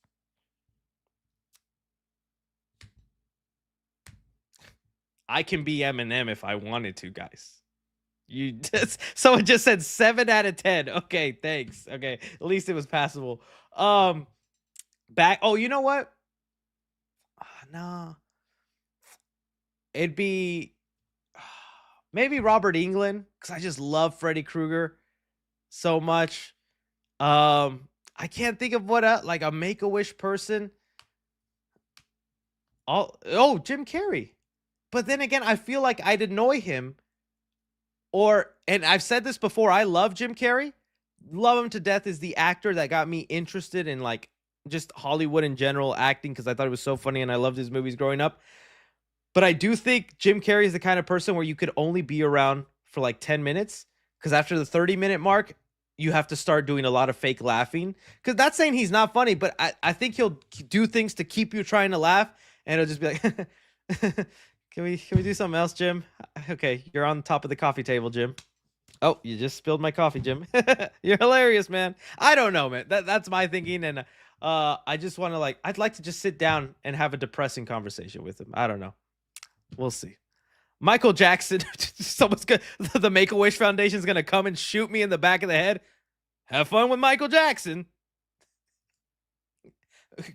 Gotta make his wish and send him off. Another satisfied customer. All right. Any news on the Bendy movie? Nothing new so far on Bendy. But we know it's happening. It's in the works. It's going to be silent until they start filming, probably. Unless they already have, which I don't think they have. Hey, Chris, I'm seeing a Shrek movie party at Alamo Drafthouse tonight. Awesome. Super excited for 5. I think regardless how it looks, it's going to be great. Yeah, I agree, Ben. Regardless of the look, if the story is down, fine, I'll accept it. I remember even flinching a little bit at the Puss in Boots change in style, but that movie was so awesome, you just don't even care. And if anything, it embraces what that movie was trying to do and whatnot. So yeah, and like I said, the voice actors returning are gonna be a huge help, because if they looked exactly like the old movies but had different voice actors, then we have a problem. You know? All right. Ghostface Gaming Video says, any updates for Texas Chainsaw Massacre movie? Dude, I wish. I want these updates. That's going to be one of those things where it's filmed in secrecy, and maybe it's already been filmed, but like I said, the last thing we've heard is the plot of what the movie's going to be about, and I kind of like the plot where it's going to be the Texas Chainsaw Massacre house with Leatherface's family, and then a little bit down their property, they gentrify it, and they build this like rich community of rich a-holes who are living there and have their big old mansions, and those people start messing with Leatherface's family. He gets pissed off, and then it's just a war between Leatherface's family and then these rich people in their neighborhood. And I'm like, that sounds like a fun time. Doesn't sound amazing, but hey, the Texas Chainsaw Massacre movies, most of them have been pretty bad, but even if I get 10 bad movies in a row, I'll still be excited for that 11th movie, because I don't know, Leatherface is an icon. You just want to see what his next movie is. Big Daddy Patty Mahomes, that's an interesting name. Thoughts on Invincible Season 3 so far and fave episode? Oh, dude, I'm loving it. I think it's going good. Really enjoying it. I really like the episode where we got to focus on Alan the Alien and Omni-Man breaking out of prison. I thought that was just dope in the fight they had. Other than that, I'm liking the way Eve and what's his name, Mark's relationship are going. I'm glad it's not too cliche of like they're just always fighting, like they're making it work and whatnot. I'm curious where things are headed with Kid Omni, man. I know I could just look into the books and see what will happen, but dude, that kid freaked me out when he became murderous, and I'm so far I'm glad to see he's maybe turning a new leaf. Thoughts on Francis Ford Coppola's Razzie Award? Even the best people have gotten a Razzie Award, right? So it happens. Adam Sandler's got one. Halle Berry. I could get one. I'd hang it up right here. What popcorn bucket designs are you anticipating the most this year? For me, it's Tron, and I killed a. Oh, I thought you were just admitting a crime. Who did you kill? A unicorn. Also, have you played Terror Dome? Yes, I know Terror Dome. That's the one where all the slasher villains are like Mortal Kombat style fighting. Used to play that all the time in the computer lab in elementary school. But Tron would be awesome, especially if it's a light up bucket. You know, with the red lights they got going on in that Tron movie, that would be awesome. A Superman is what I would want, because I hope it's the Daily Planet kind of there and Superman holding it. That would be cool. If not, what's another big movie releasing this year? Fantastic Four. I want to know what those are going to be. I'd love it to be a bucket that incorporates all the Fantastic Four's powers. But you know, we'll probably just end up getting 4 separate buckets, each one of their power. But those are probably Jurassic World. We'll see. A little dinosaur open its mouth could be cool. Yeah.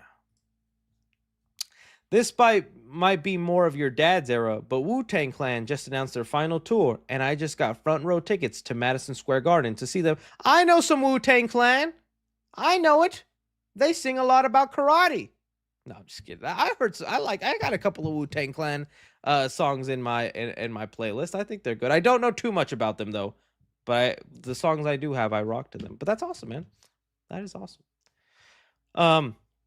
Mega Mantis says, hiya, Chris. Did your mom kick you out as soon as you hit 18, or did you feel ready to leave before then?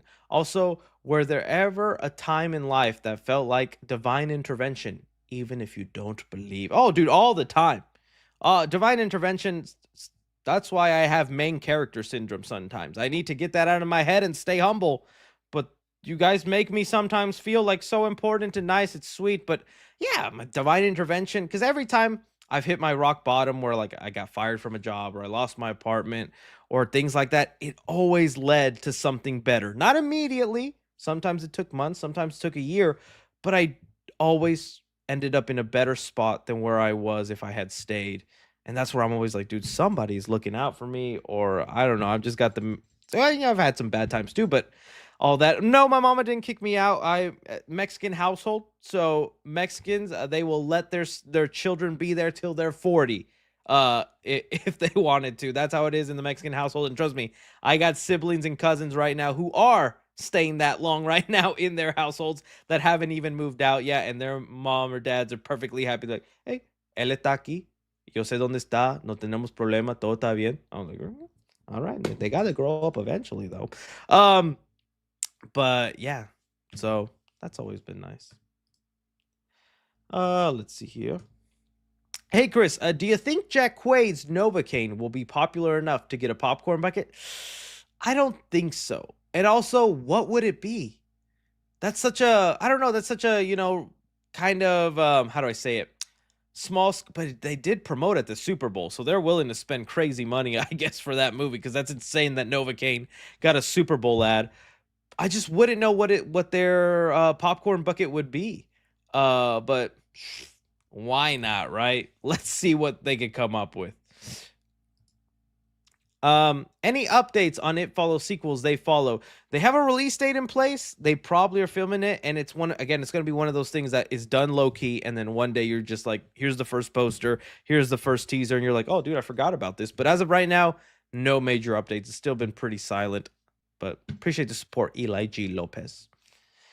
Nate Newman says, Chris, do you miss the days of being able to watch a movie show and not have to rush a review or make a side flick? Oh man, all the time, Nate. It comes with a job, and it's what they call champagne problems. So I know I'm grateful to have that as a worry or pain, but there are times where, like, you know, I've talked about, like, sometimes I just want to go back, like when I was rewatching Daredevil to get ready for season 4, right? I'm kind of having to rush through it because I only have a limited amount of time with the screeners Disney sent me, so I have to have enough time to sit through that. And as I'm watching this, and the Punisher season is my favorite in Daredevil season 2, I'm like, I kind of want to go back and rewatch Punisher, and it's like I just don't have that luxury right now. Or I also sometimes when I sit down and I just want to watch something, I feel like I have to watch something for the channel or for what I do. I can't just like I kind of want to watch an old movie from the 80s just for the heck of it. Like I don't have that. I see that sometimes so much with my movie mutuals where they're like, I sat down to watch Hook for no reason. I was like, I'd love to rewatch Hook at home, but it's like it's not gonna benefit my channel right now, and I have a laundry list of things to do. So, yeah. But hey, perks with the job in terms of like I'm grateful and things like that. Definitely the rushing the news part. I used to be the whip slinging fast man getting the news out. There are some TikTokers and YouTubers that are so quick nowadays. I'm like, how did you edit this so fast? How did you get your thoughts out so quickly? And I'm rushing to edit my things.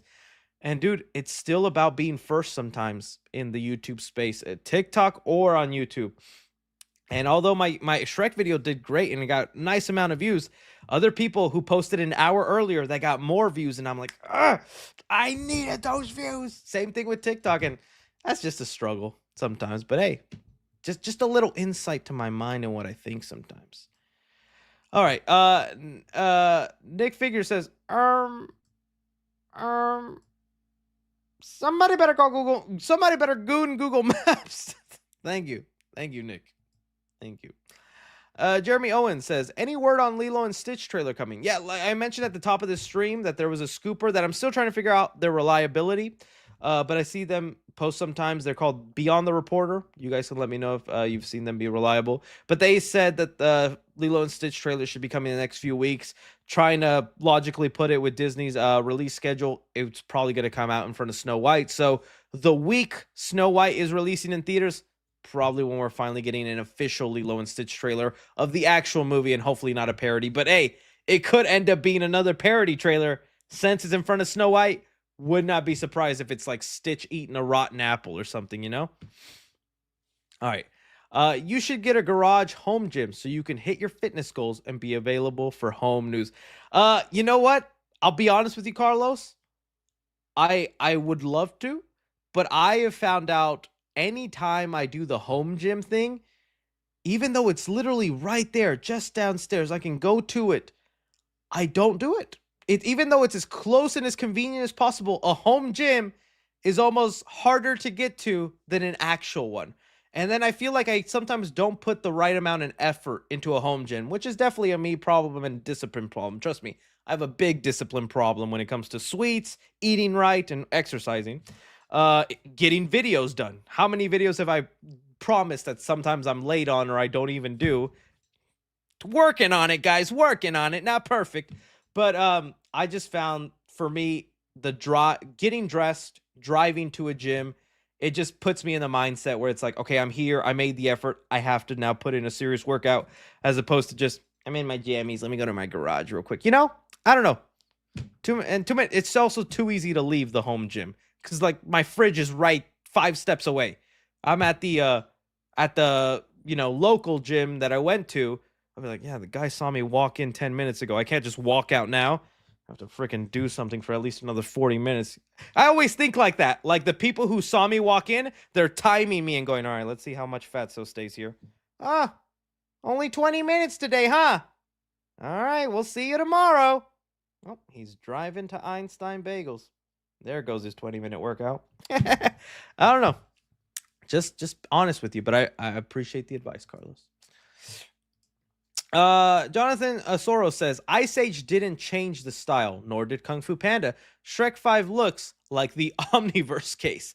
It just happens. Yeah, I don't know what to say. We'll see if Ice Age changes their style, because now Disney is kind of the one in charge of it, and before it was Blue Sky, right? Or am I getting that wrong? It was somebody else, but they might, update those designs or whatnot. I just think it's because we forget the Shrek animation was horrid, meaning like it was horrifying to look at, uncanny. It was kind of meant to look ugly, and I think they don't realize we like that. We grew to like that, or we grew to get used to that. So I think it's weird for them to purposely lean into that uncanny, weird animation that Shrek was known for. So they thought, let's update it, you know? All right. Elliot's here says, hello, Elliot. Do you think donkey design will be edited more like the previous movies? Do you think they will make more like previous movies? I mean, I think the design that we have is probably what we're going to end up getting. To me, it's just the humor and the story is what's got to be in there. And I'm curious about the solo donkey movie. I never thought a Puss in Boots movie would be interesting. I like that first one, and I love that second one. Hopefully, this is solo donkey movie would actually be enjoyable. But I wonder if, because Donkey's such a funny side character, when he is given the spotlight and it's just 100% Donkey, will it be too much ass? You know, sometimes you can just have too much ass.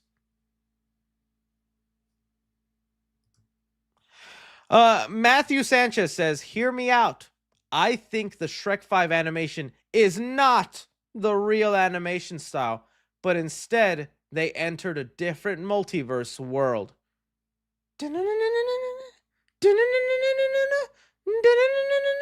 Somebody play that, X-Files theme. Maybe, that could be the case. I'm definitely curious on what, the Scooper was mentioning about the movie being a multiverse story, because they said kinda. So I don't think it's going to be multiverse in the traditional sense of like with Spider-Verse or Multiverse of Madness or Deadpool or all these other things. It might just be alternate timelines. Like what I'm thinking is probably going to be Shrek's daughter making a wish or going to the fairy godmother and saying things like, I wish they weren't my parents. Or maybe she's just making wishes, and every wish she makes puts her in a different timeline or alternate universe where something is different, and that's the multiverse, But we'll see. Lewis Clark says, I'm starting to like new designs for Shrek 5 because I wasn't really a big fan of the original style. Hey, I appreciate the honesty. And you know what? Although the new designs were like shocking to me at first, now sitting on them and seeing them on the timeline 100 times, I don't hate it as much. I'm like, yeah, I can get used to that.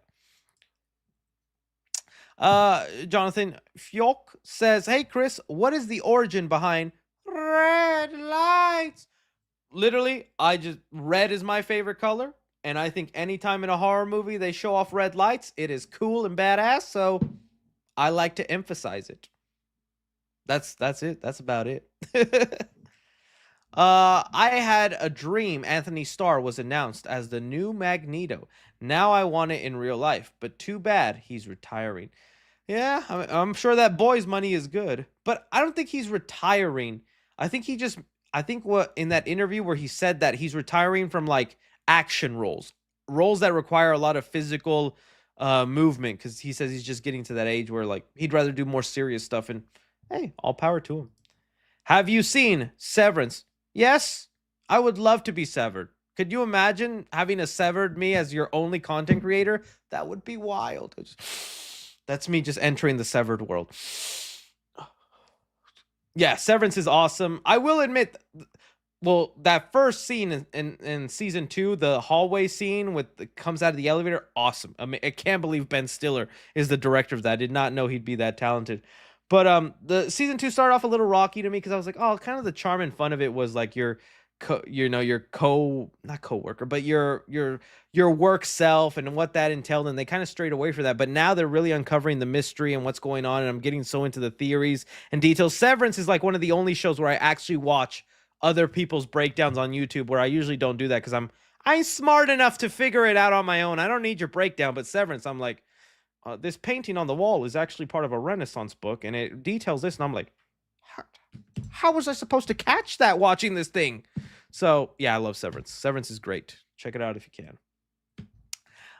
Witchy Gmod says, heard of the Superman Legacy test screenings. Some said it was terrible. Makes me sad. Yeah, we don't know. Like I said, it comes from the exact same source, Jeff Snyder, where he first said, heard great things, and then another source came and told him it's actually terrible, and he's like, oh, heard it's terrible. So it's been both. I'm gonna wait and see, but I'm like, no way the movie's a train wreck. We'll wait and see, but I don't think it is. Daltrey says, yo, 3C, have you seen that McLovin is coming to Fan Expo Dallas? I have not. I would like to meet McLovin. He seems like I'd ask him about his times in the Kick-Ass movie, because I liked him in that movie. Uncanny CX3 says, why is the CGI in the Shrek trailer, despite being rushed, still better than what we've seen in recent Marvel films? Well, I don't know, man. That's like such a different medium, though. That's an animated style, and they've probably already had rendered models and basic backgrounds built there, so it was pretty easy for them to make that teaser with the rush time. But the CGI in an animated movie is so much different than CGI in like a live action movie, in my opinion. I think so. So I don't know. I think it's apples and oranges there, my friend. Archive says, what do you think, Chris? Are Deadpool 2, Juggernaut, and Abomination around the same height? I never realized how tall Abomination is, but damn, these dudes are huge. They are huge, and I still can't believe Abomination just became a guy who's like, I don't like to fight anymore, so I'm not useful. That would have been such an, you know what? I don't even mind that story choice, but how cool would that Abomination story development that he actually got reformed in prison. He's one of the few criminals that went to prison and actually came out a good person at the end of it. And now when he's outside in the real world, doesn't want to fight, doesn't want to be evil, he's forced to be part of this team where he has to fight, where he has to hurt people. And he's like, I just spent all this time in prison getting all this out of my head, and now you're forcing me to... That would have been such compelling storytelling. Nah, let's just use him as a joke in She-Hulk. Maybe Kevin Feige is washed. Just kidding. I would never talk to you like that, Papa. I posted a comparison on Reddit. Oh, I mean, I'll go take a quick look at it if it pops up right away. I don't know how much brain rot I'll have to sift through. I don't recall Felicia having brown eyes. Yeah, we've seen that. Oh, that would be a great popcorn bucket. Oh, they are about the same size. Yeah, they're huge. They are huge. We see the fit, bro. We see the fit. Good stuff. Monsters at Work. Oh, it was not.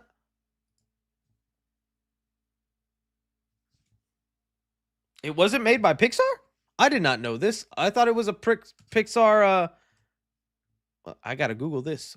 Monsters at Work, not by Pixar. Unlike other animated productions in Monsters Inc. franchise, Pixar did not produce the series. It was inspired by... Oh, well, that changes. No wonder I didn't like it that much. It felt so kidified. It felt so, I don't know, downgraded. I'm like, where's the Pixar? It had some cute moments, and I'm not going to blame you if you enjoyed it, but I was like, it's just not jiving. That changes everything for me.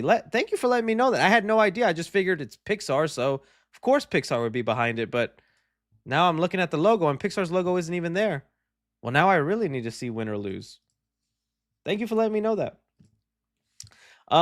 Tiger Max says, you think we will ever see a director's cut of TASM 2? Oh, probably not. I don't know if Sony don't care about that franchise. It never made them the money they wanted to. They weren't able to do what they hoped for in expanding out and spin-offs with that world. But it would have been awesome. You know, I saw the recent passing of the writer of that movie. I think there's still some golden moments in TASM 2, but oh well. Red Lego Guy. Do you think that in Lanterns, Hal and John will be in their superhero lantern suits or the suits that they are in the comics image they've been using in promotional material, or both?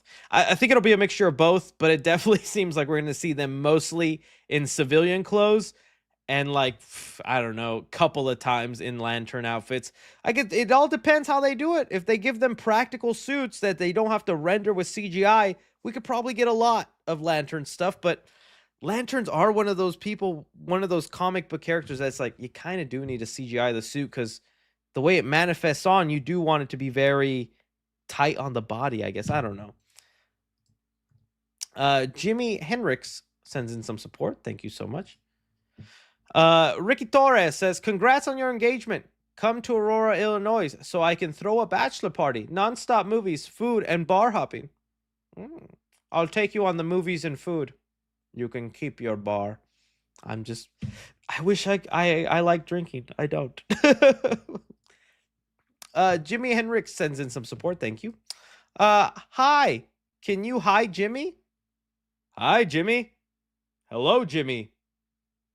How How art thou, Jimmy? I just gave you 3. Felix the Phantom Starship Troopers remake in the works. Dude, I'm excited for that. I like Starship Troopers. I think it's an underrated, fun little movie. I like the concept of it. Sad we didn't get like so many more, but yeah, Starship Troopers, I'd like more. No Name. Thoughts on Jumanji and Bad Boys 30 years on. That Robin Williams Jumanji movie, peak. To me, it is still better than what they're doing with The Rock, Kevin Hart. I like those movies. I enjoy them. But that Jumanji one with Robin Williams, I love it, man. And that's one of those movies. I'm sounding like an old man, an unk here. Jumanji is one of those movies you watch and it still holds up. The monkeys, yes, the CGI on the monkeys in that first Jumanji movie are questionable, but there was like, they had animatronic spiders, they had really cool effects, realistic things going on where you're like, dude, they don't make them like this anymore. That's one of those movies where it's like perfect mixture of practical stuff with CGI effects. Because yeah, they had rhinos that were CGI, the monkeys that were CGI, but they had that plant and vine that came out of the chimney, those spiders that were animatronics, the alligator in the water. You made that movie exactly today, all that would be CGI, and it would lose kind of its magic. So I still like that. Bad Boys, yeah. They bad. And word on the street is they're boys. Jaden the Bro. Which actor should voice Shrek's sons? I saw people saying Timothy Chalamet and Tom Holland. I was like, oh. Honestly, it's probably gonna be. Look, if they spent their money on Zendaya, which the star status she has and where her career is at, she was not cheap. She was probably pretty expensive to get. So with that, we're gonna have to lower our expectations, and we're not gonna get A-list Tom Holland, Timothy Chalamet. Although if I'm wrong, I'll happily say so. We're going to get more like, someone like a Ben Schwartz. His voice is Sonic, so that's too similar. I don't think they would do it. But I'm trying to think of who else could end up being the voices. Like, realistically, Bill Hader would be so funny as one of the voices. I think, because I love Bill Hader. Shrek Holland.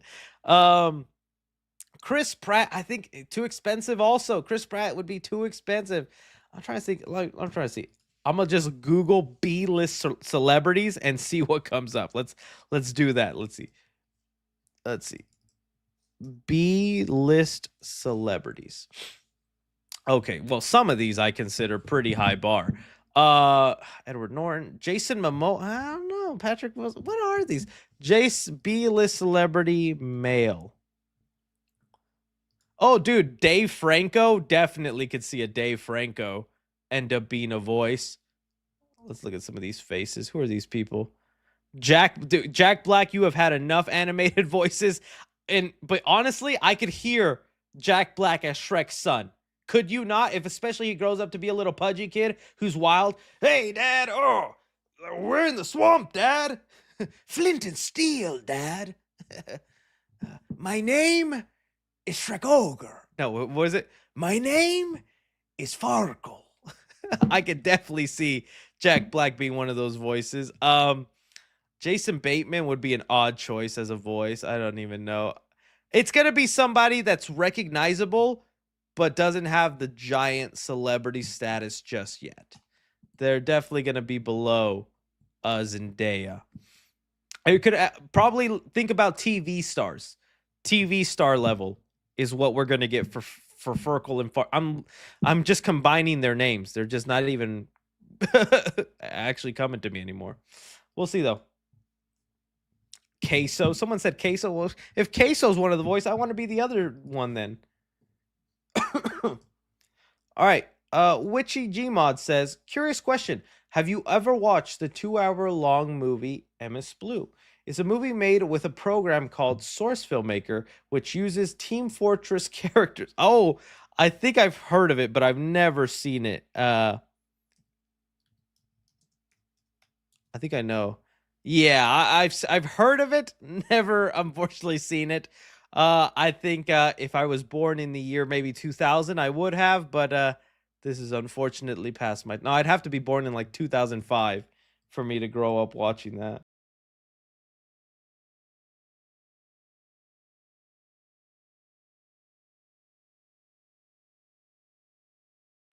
They got to me again.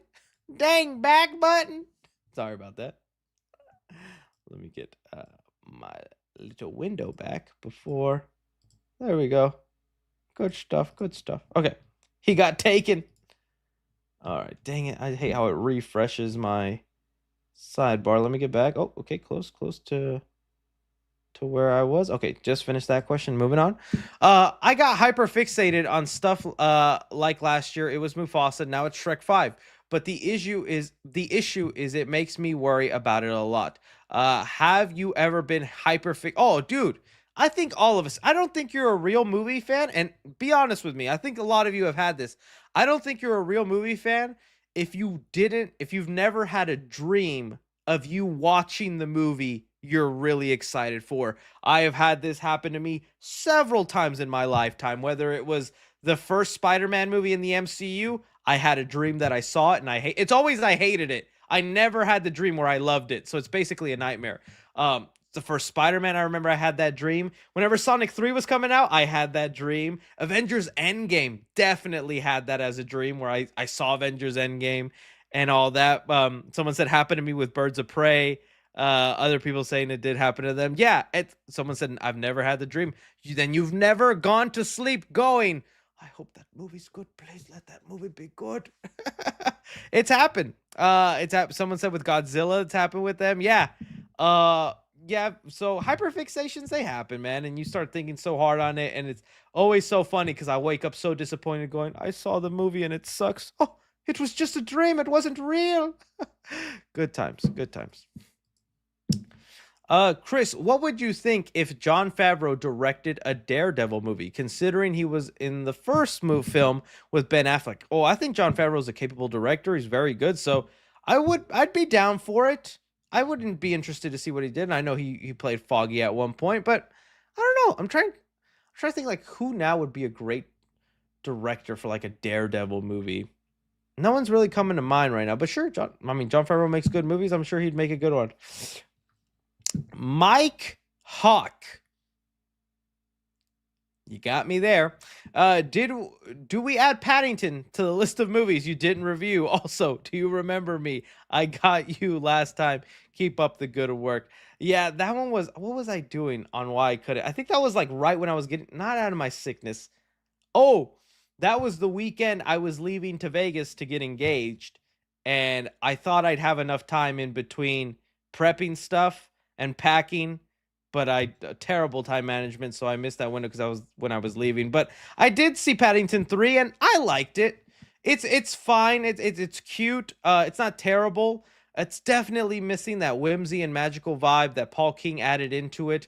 I didn't mind them going to Peru. Antonio Banderas was fine, although I didn't like completely love his subplot and his family thing. It was fine. It was just enjoyable. Like I didn't hate it.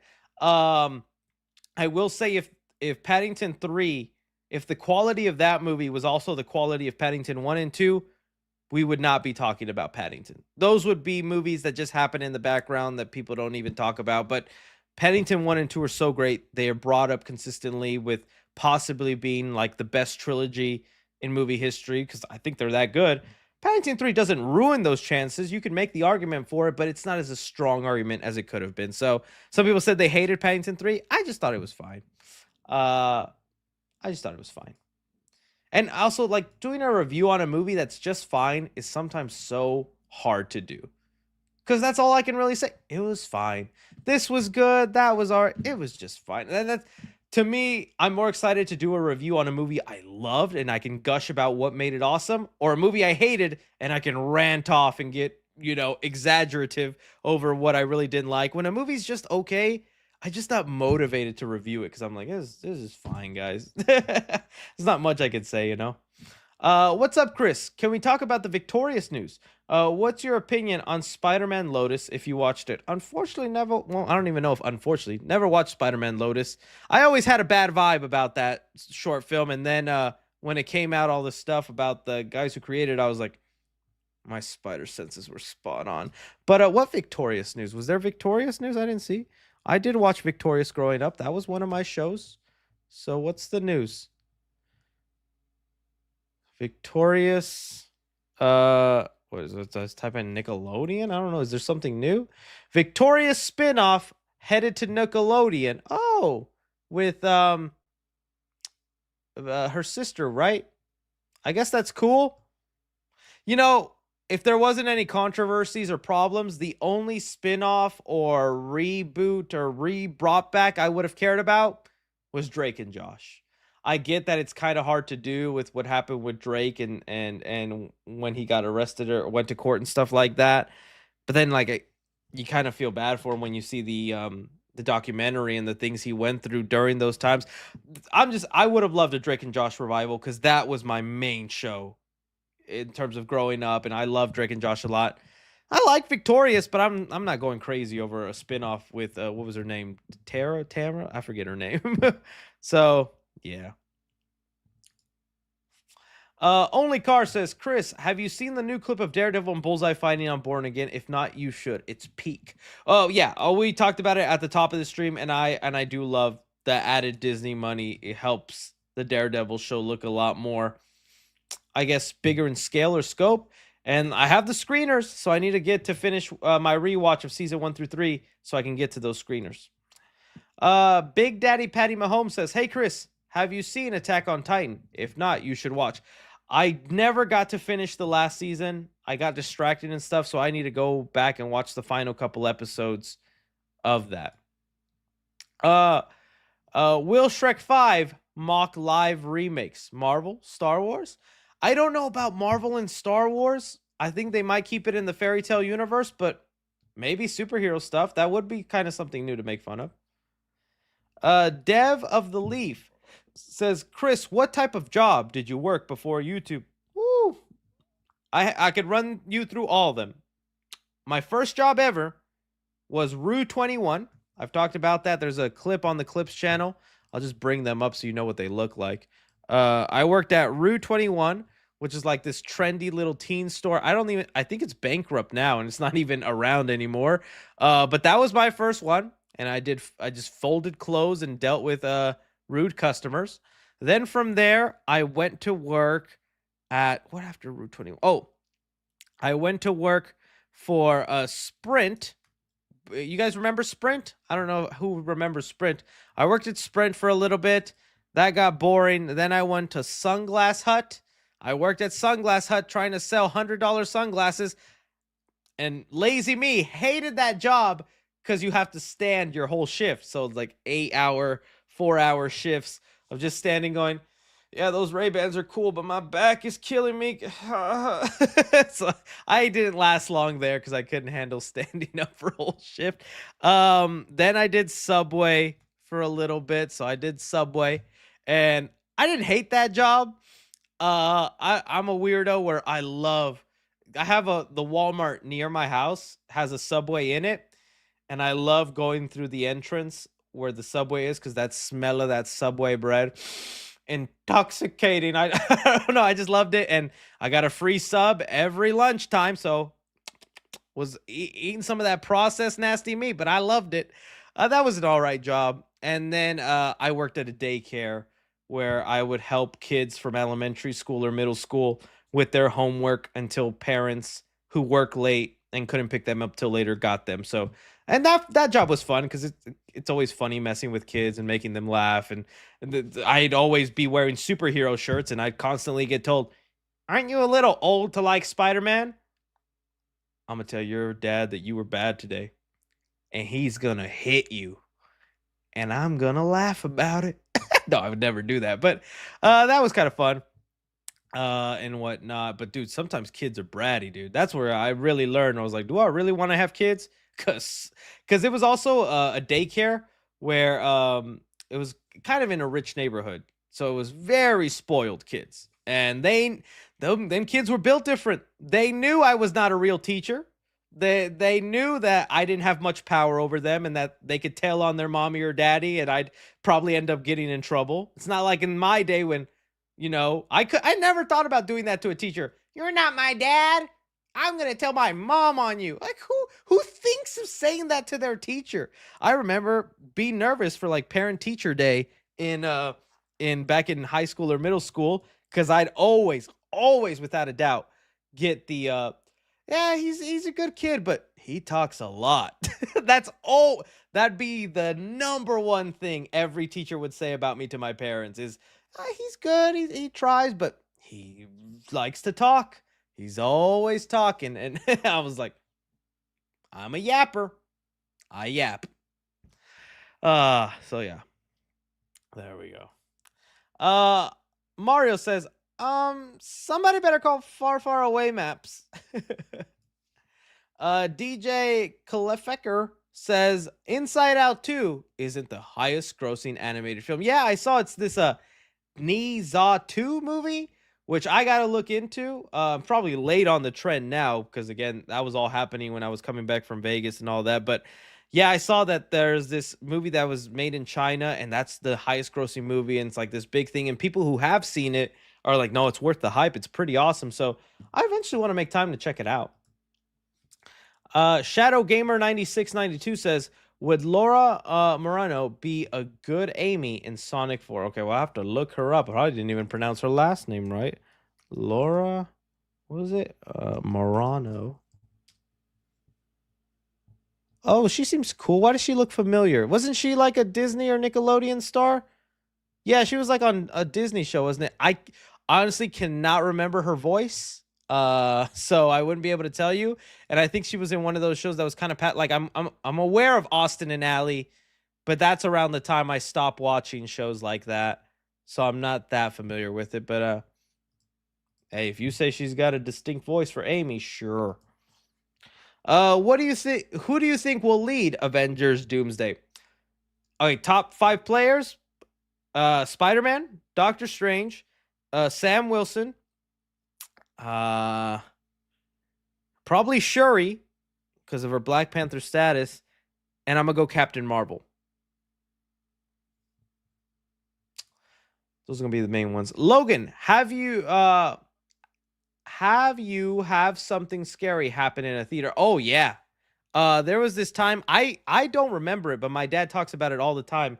We went to go see a kids movie. It might have been the Smurf movie that came out like in 2012 or something, or I don't know. It was probably something like that, but it was an animated kids movie. And my dad always tells the story, but I don't remember it happening, or I wasn't aware it was happening. He was. He said a guy came in, an old guy. He looked kind of dirty and he had a beard and he had one of those backpacks that like had the straw attached where you drink water. You know, you've seen those backpacks. There's like a jug of water in them. And my dad says that he like felt weird. He's always weird whenever solo people come to kids movies, grown adults, and he's like, "What are you doing here? Where's your child? Or why are you here?" And my dad says that the guy was taking sips from his like backpack and then squirting it out to random members of the audience. And my dad just says like, "Oh, he wishes he would have squirted water his way so he had a reason to get up and beat the guy up." But somebody ended up reporting him and they took him out of the theater. But like, I was just a kid watching Smurfs going, "What? Why are they in New York? Where's the village, Daddy?" So I don't remember that happening, but my dad talks about that. So that's kind of scary. The only real scary thing that's happened, but it's like a false alarm. So obviously, ever since what happened at the Dark Knight screening with the shooting and all that, I think most of us just have that small paranoia. And even just with the world we live in, how many shootings happen, unfortunately, we have that paranoia that it could happen again or it will happen again. And so I'm definitely someone who's always watching who's coming in, who's coming out, where are they sitting, and watching their movements like I'm going to be freaking John Wick if something happens and go, throw my water bottle at him. And then save the whole audience, clap, and then I'm on the news. Local YouTuber 3C Films saves a crowd of audience. Oh, they love me. We all have that imagination. I'm not the only one. But the only time something like that happened was again, I don't remember the movie, but I was with my lady and I was with my brother and we were watching some film. And I kid you not, a teenage kid, had to have been like 16, 17, comes in and just stays standing at the stairs. And then another one who you could tell they're friends or that they're together, these kids, because they're like the same age and they're looking at each other. And then another kid comes up at the edge of the stairs and they just stay standing there. and that freaked me out. Like, I'm like, what the heck are, like, sit down, take a seat. And it's also halfway into the movie. What are you doing showing up here? Just that. And they were there, and the thing that freaked me out the most, they had backpacks, like school backpacks. And your mind races, like, what's in that backpack? If I see him turn around and unzip it, I'm grabbing and we're leaving, because you just don't want something like that to happen. So but it was a false alarm. They were just, I guess, kids trying to watch a free movie, or were waiting for the next showing. Because when I went out, I saw a manager there, and I was like, hey, these kids were just kind of being sketchy. And he's like, oh, we were told about them. We'll take care of it. And I was like, all right. But that's and my heart was racing, guys. I thought this was it. I was like, this is my moment. This is gonna happen. And that let me know, if something like that were actually to happen, not gonna be the hero. Not gonna see me on the news, because I'm unfortunately one of those people that once they get hit with that real situation and that fear, paralyzed. I was just frozen. I would not be able to. So yeah, that's about the scariest thing that's ever really happened to me in the theater.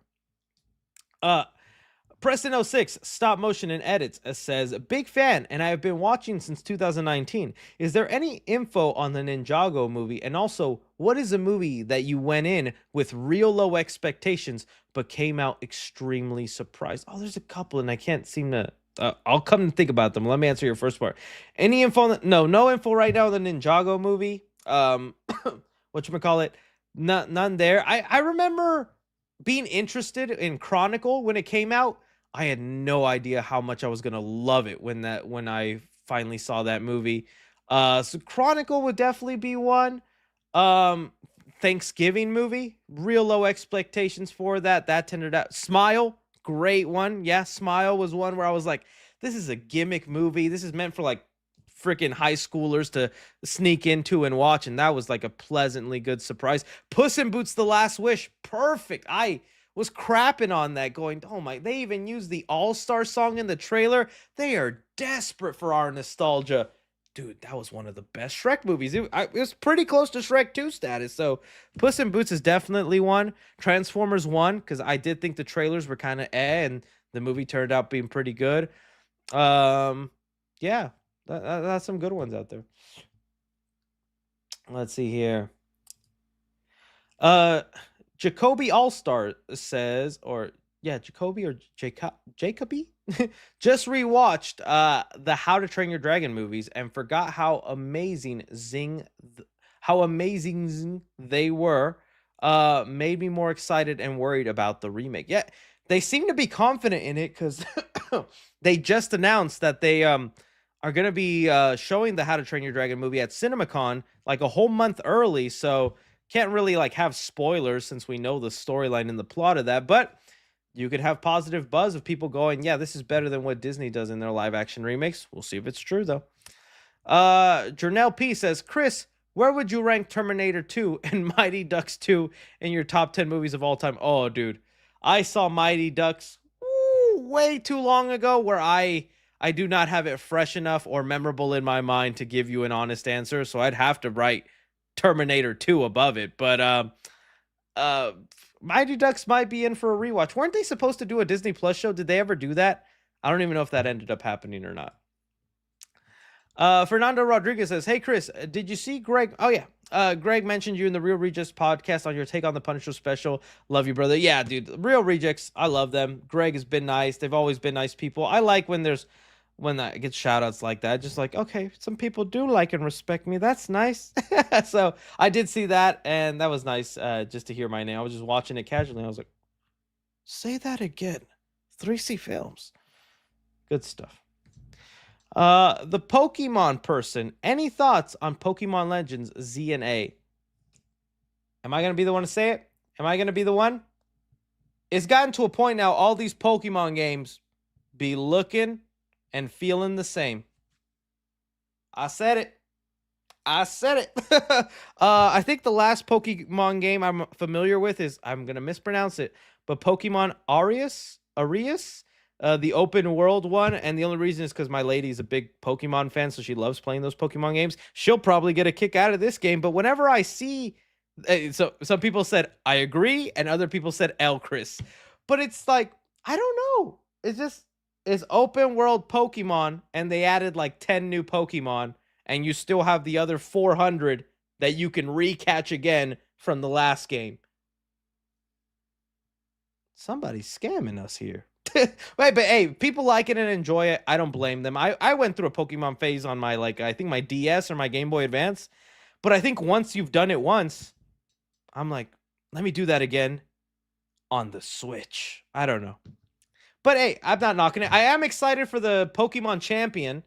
I do like that because that's like actual battling Pokemon and things like that. And they said they're even going to have a mobile version. So that's going to be fun.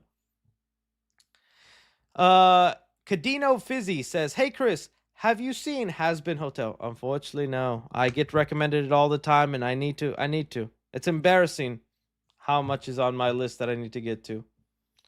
Tony D sends in, why doesn't Marvel utilize Ghost Rider in the MCU? Brother, beats me. And, I don't even know if I want them to, because boy had a movie. He's a movie status character, and we're familiar with him thanks to Nicolas Cage. Do we then reduce him down to a Disney Plus star? And then, can you even do Ghost Rider justice on Disney Plus with the effect he has?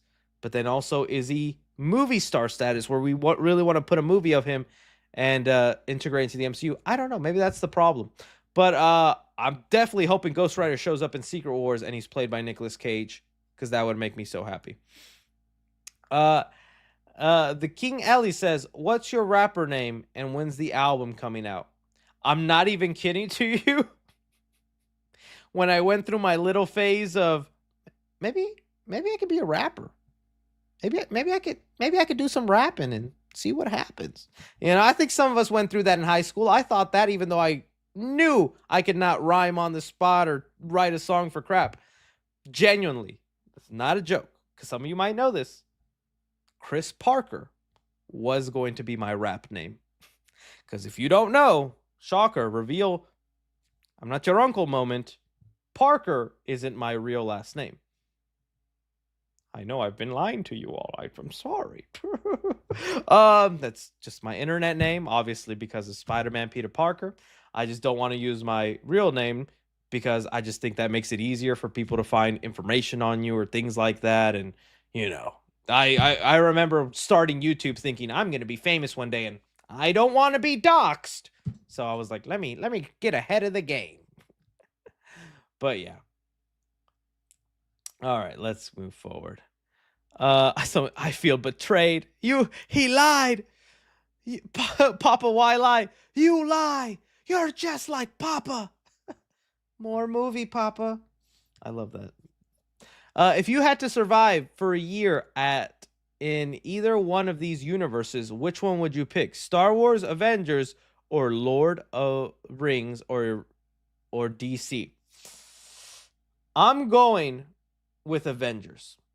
Because I think as long as you stay out of the major cities, like New York, for sure. Don't live in New York if you're in the Avengers. New York, LA, Miami, Malibu.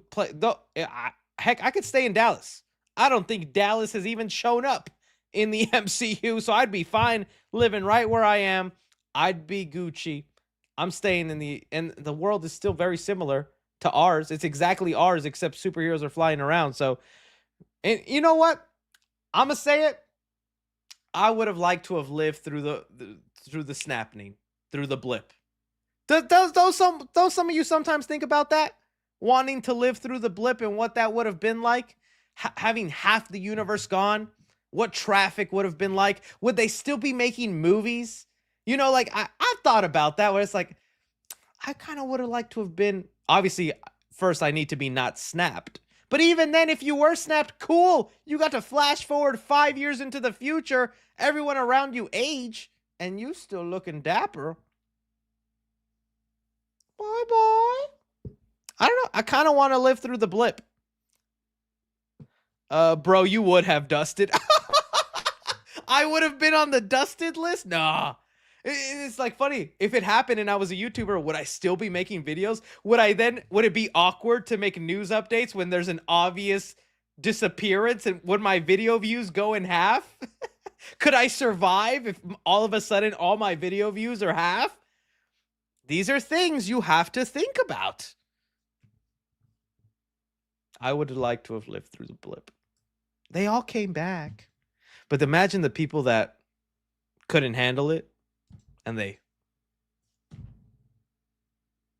that would have been crazy. That would have been crazy. Someone said we did live through it, COVID. That was more of a lockdown though. We weren't all gone. So we did lose some people though. Don't want to make light of that. Okay. Thoughts on Reacher season 3? Will you do a review? I might do like a review on the Clips channel or here on the live stream once the whole season is done. I'll give you my brief thoughts on what I thought about it.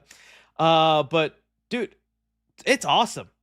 Dude, Alan Ritchson is just amazing in that role, and it was so cool that they came out with 3 episodes. The rest of the episodes will come out weekly.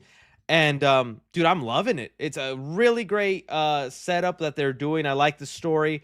Reacher going undercover and all they're doing. The way they set up the episode 1 where I'm like, what the heck is Reacher doing? Is he losing it? And then they reveal what's actually going on. You're like, you got me. You got me. So loving season 3 and everything going on. And is it like, and is anybody like me, but you're watching Reacher, Alan Ritchson do what he does, and 10 times throughout the episode, you'll go, dude, this guy's freaking Batman. Dude, he needs to be Batman. Dude, this guy is just like Batman. I feel like I say that like a couple times throughout the show. I wish I could try to pronounce your name, my friend, but music. Show a pic of a pineapple and compare it to your head. Okay. Okay. Pineapple. It's probably a decent size.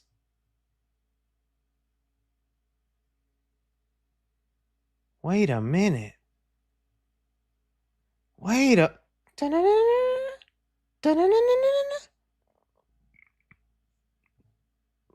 This is why I hope for when you guys super chat me.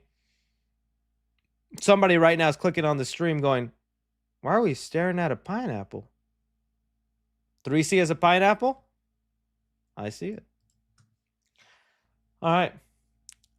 Planet of Jobbing sends in some support. Thank you so much. Cool Duck says, hey, Chris, I've been a huge fan of your channel since Civil War. Those were the days, huh? Oh, thank you. Congrats on your engagement. I wish you all the best. I appreciate that, Cool Duck. You're one cool duck yourself. All right. We got Just Life says, Seth Rogen's The Studio sounds fun. Can't wait for it. It actually does sound fun. I'm curious if I'll end up liking that show. If you don't know, Seth Rogen's coming out with a show called The Studio, and it's basically a comedy focusing on the way, like, exaggerating the way executives make decisions and run movie studios or TV shows. And they put out a little clip of, like, I think it was Josh Hutcherson and Johnny Knoxville or something, like pooping diarrhea blood. It sounds dumb, but watch the clip and it just gives you an idea of them making fun of the way Hollywood sometimes run things. And it sounds fun. Sunday Joe says, who would you cast as the Flash? Jack Quaid would probably be a pretty good Barry Allen. I'd be down for that. You know what? Yeah. If not Jack Quaid, trying to think of someone younger that I really like that I would enjoy. See, I can never think of these actors off the top of my head. A young male actor. Let's see. These are our options. Logan Lerman, yes, definitely would pick him. Dylan Minnette, no. Dylan O'Brien, I think, would be an awesome Barry Allen. I'd definitely go with him. Nat Wolff, you know what? They got the acting chops down. It might not look like a traditional Barry Allen, but I bet he could do it. Yeah, these are some good ones. Taishu, yeah, not bad. LeBron, I see people spamming LeBron in the chat. All right. Felix the Phantom says, it's so funny how people complained and cried about the Child's Play remake, and now you see what's going on with the original franchise. So sad. We'll see if they nail it, man. I'm still curious what they're gonna end up doing. I know they're working on a movie. Is it going to streaming? Is it going to theaters? There was a rumor the other day that they're gonna wrap up some storylines through webisodes, and I'm like, now we gotta add webisodes to the canon and lore. I hate to be that guy because it sounds so ungrateful and bratty, but I'm like, It's reboot time, I think. I don't know. 408 Jose says top 5 gangster hood movies. Boys in the Hood. Let's see. I like American Gangster. I would count that with Denzel Washington. Goodfellas, of course. I like Casino, but I don't know if I directly have that one. I don't know if I'd count Straight Outta Compton. Someone said Leprechaun in the Hood. Okay. Friday, you know what? Friday would be top. There we go. Friday. Is that 5? I think that was 5. Don't be a not Don't Be a Menace. Don't Be a Menace. Southside. The parody version. I'm here to pick up my son. Please. I'm so cute. What you say to me? If you know, you know. If you know, you know. The Crystal Lake Slasher Edit said, Chris, imagine Schizo the Bear horror movie. Oh. I just imagined it. Went through the whole movie in my mind. Thank you for that.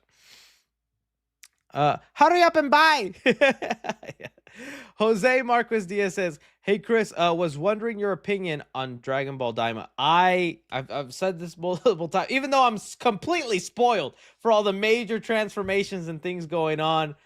I'm waiting for the dub to be caught up to what's going on, because like I said, me and my brother watch it and he refuses to watch sub. So since it's a tradition that we watch it, I wait for the dub, although I don't mind, and plus I like the voice actors of that. So yeah, so I'm kind of waiting on that, but like I've been majorly spoiled on basically everything going on, and I'm excited for the context though. I'm excited for the context. Jonathan Gonzalez, what are your thoughts on the Kathleen Kennedy drama? You know, I don't talk much Star Wars, and I'm definitely not 100% in the loop, but even as someone outside of the loop, just peeking in every now and then, although I think Kathleen Kennedy, like it said before, she's a talented producer who's worked on a lot of great films, Jurassic Park, Back to the Future. She has a laundry list of things that have proven track record of where she is, but you can't deny the way she's run Star Wars has been very messy. So many projects announced don't get made. There doesn't seem to be a focus or a plan going on, and it's like, yeah, there definitely needs to be someone else put in charge. So I saw Star Wars fans happy when it looked like she was going to step out, but I think there was a new report saying now she's not going to step out just yet. It might take some time. It'll eventually happen. Sorry, Star Wars fans. I wish you the best. I wish you the best. Michael Tomsick says, when we're getting the Quantumania spoiler review? Probably never, buddy. Probably never. Sorry. Cadillo Fizz says, excited for the Barney movie? I'm interested to see it. I wouldn't say like excited over the moon, but I'm interested to see what they do with that. I'm interested. Frazzle Edit says, when do you think we will see Miles and Spider-Man? Feels like Marvel hasn't wanted to touch it since Homecoming. And thoughts on Insomniac not making another Spider-Man game? No DLC. Sucked. Yeah, I don't know why they didn't make a DLC. They're still definitely making Spider-Man 3. I think I saw the voice actor, maybe, who does a Spider-Man's voice. He was talking about like, oh, Peter's not gone. He still will be part of Spider-Man 3, and he won't be benched, meaning he'll be a large part of the story, which I would hope so, because I love Peter. As far as when Miles will be introduced in Spider-Man, honestly, I think in the post-credit scene of Spider-Man 4. I think that's what we'll be leading to, is like a passing of the torch in a weird way. So probably Spider-Man has a solo story, post-credit scene Miles, Spider-Man 5, probably something Spider-Man and Miles, and then full on pass the torch. I don't know. That's what I'm thinking. Sunday Joe says, you don't like drinking? You like the funky lettuce? No, I don't partake any of these substances. I've always said my vice and the thing that I need to quit that I've not gotten any better at, unfortunately, energy drinks.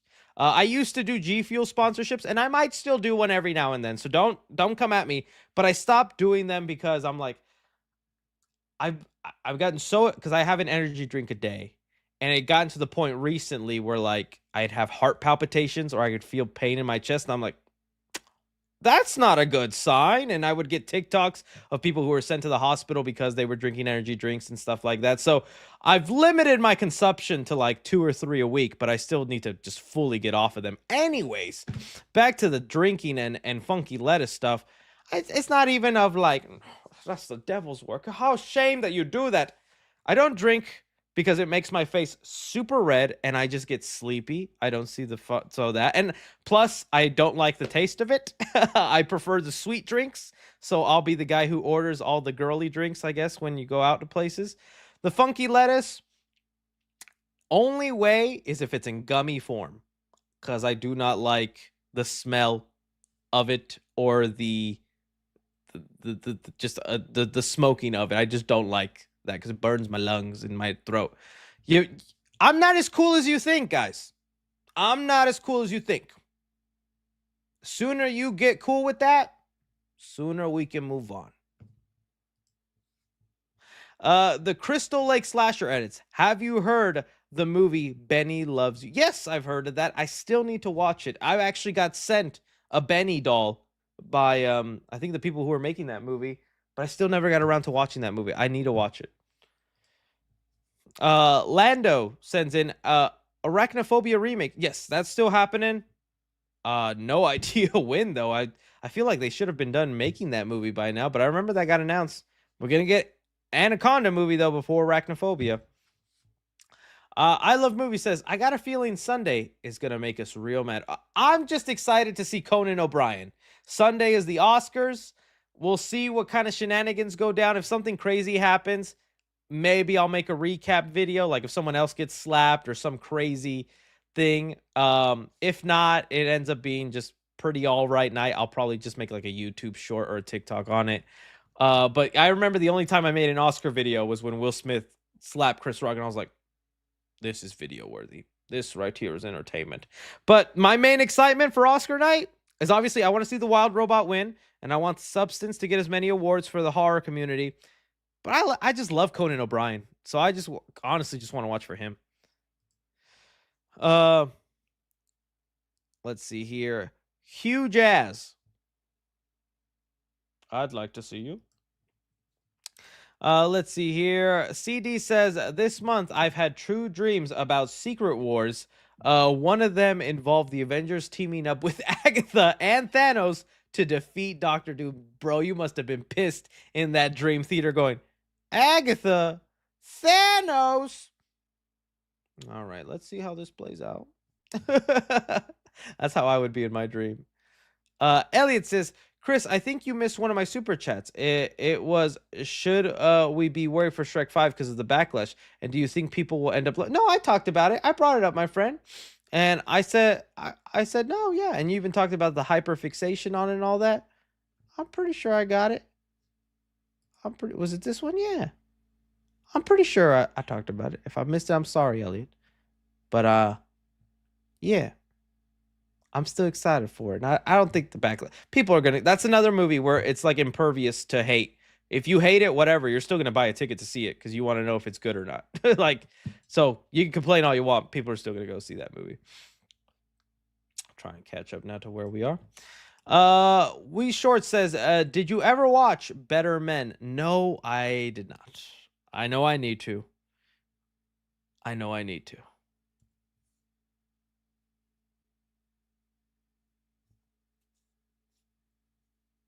I know I need to. All right. Only one Diorda says, hey, Chris, love your videos. Will you ever do meet and greets at MegaCon again? Oh, when is MegaCon? When is MegaCon? Let me just look up when is MegaCon. Because I've actually been planning a Disney World trip with my lady. Because we want to travel more this year. And I was like, we've never been to Disney World. So let's go. That's true. Well, I went to Disney World when I was like 9, 8. I barely remember it. So I want to go back as an adult. But whatchamacallit, when 2025? Oh, it already passed. It already happened. Sorry. Looks like next year. When's the next MegaCon? Dates and whatnot. That says here, MegaCon, March 19th to the 22nd. Okay. I'll think about it, guys. I'll think about it. I just get scared with meet and greets, man. What one of y'all try to stab me? Morbius is a great movie. Love your channel, by the way. That would be my death. He was a great YouTuber, but he really didn't like Morbius, let me tell you, and that guy was not happy. All right. Let's see what else is going on. I hope the Shrek 5 hype returns. Oh, it'll return, dude. It'll return. It'll be there. Let's hope that first trailer, though, is great. Someone played the monkey song. That's life. I love... You know what? On that note, I saw... was it Dan Murrell? It might have been Dan Murrell. I think Dan Murrell helped me like the... No. Who was it? It was some other reviewer I was watching that opened my... I think it might have been a TikToker on the monkey. Because if you saw my review of the monkey, you know I love the first half. The second half I just didn't love.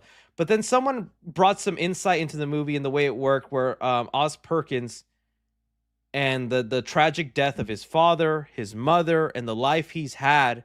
And it really shifted my thoughts and the way he went about making the monkey and why he made it such a comedic movie and all that. Because I believe his mom died on the 9/11 plane, no joke. And Oz Perkins was his dad was Anthony Perkins from Psycho, but he was actually gay and he ended up dying of AIDS. And so his whole life he just kind of had this like crazy weird feeling about the way life worked and things turned out. And so he kind of implemented his like because if you ever meet people who had like tragic things happen when they were younger, they have a really like dark sense of humor. You know, like Pete Davidson is a perfect example. His dad also died in 9/11 and he jokes about it all the time, and it's just their way to cope. So it honestly helped me like appreciate the monkey a little bit more, knowing that's kind of like, I guess his mind is thought going into these deaths and why he found it funny, or just like that's people die and that's life. Like, I don't know. It made it interesting to me. I wish I could remember who was, but yeah, I always watch other people's reviews for movies. I still watch Jeremy, Chris, Dan Murrell, Cody Leach. I watch all those because I like hearing other people's. I watched it after I've posted my video because I never want to hear their reviews and that influence my review, because that unfortunately sometimes happens. But it's just hard to not be like, that's a good point, I should mention that point in my own way in my video. So I always watch. That's the kind of my routine after I post a review, is then I go through the list of people I like and I'm like, let me see what they thought, let me see what he thought. Okay, sorry about that random tangent. I Love Movie says Kimiko Glenn would be amazing as Amy Rose. Listen to a voice clip of hearing her talk. She played Penny Parker in Spider-Verse movies. I know who Kimiko Glenn is. She would be fine. I'd be happy. I think we'll be happy with anybody. I think, you know, I even like the Anna Kendrick pick. Hopefully it's Awkwafina, though. Mario Suited Up sends in support. Thank you so much, Mario. TJ Paris says, I pulled a shiny Charmander. Also, what was your thoughts on the newest rumor of the Spider-Man 4 movie? What's the newest rumor? I'm usually on top of that. What's the newest rumor? I think it was just regurgitating. Oh, look at those toys. Regurgitating things we had already heard, like that it was going to be like taking inspiration from the Batman, where he'd mostly be in costume and fighting crime and all that. I mean, those are things that we had heard already. Unless there was something new, I'm not sure. I unfortunately haven't heard it. But hey, I just want to know the villain and the story for this movie, man. Hopefully we get that eventually. Jeremiah Morales sends in, hug me, brother. Favorite Drake and Josh episode? Ooh, that's a good one. Dude, there's so many good Drake and Josh episodes. I'm trying to think. I don't know. I'm trying to think of like a really good one. So juggle my memory, because there's a lot of ones I like. I like the Peruvian puff pepper episode where they're trying to make the chili. I thought that was a really funny one. I still even like the first episode that people would not let fly by, where Josh dresses like a girl for the Miss Nancy column, and like people be like, "Oh, this show's woke. What are they teaching our kids?" It was just a little fun.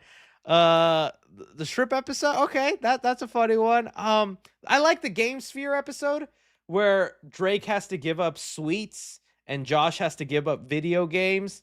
That made me scared as a kid because I was a big sweets guy, so I was always eating candy and bad things. And in that episode when Drake has like a hives reaction, I was like, I better never stop eating my Twinkies then if that's gonna happen to me.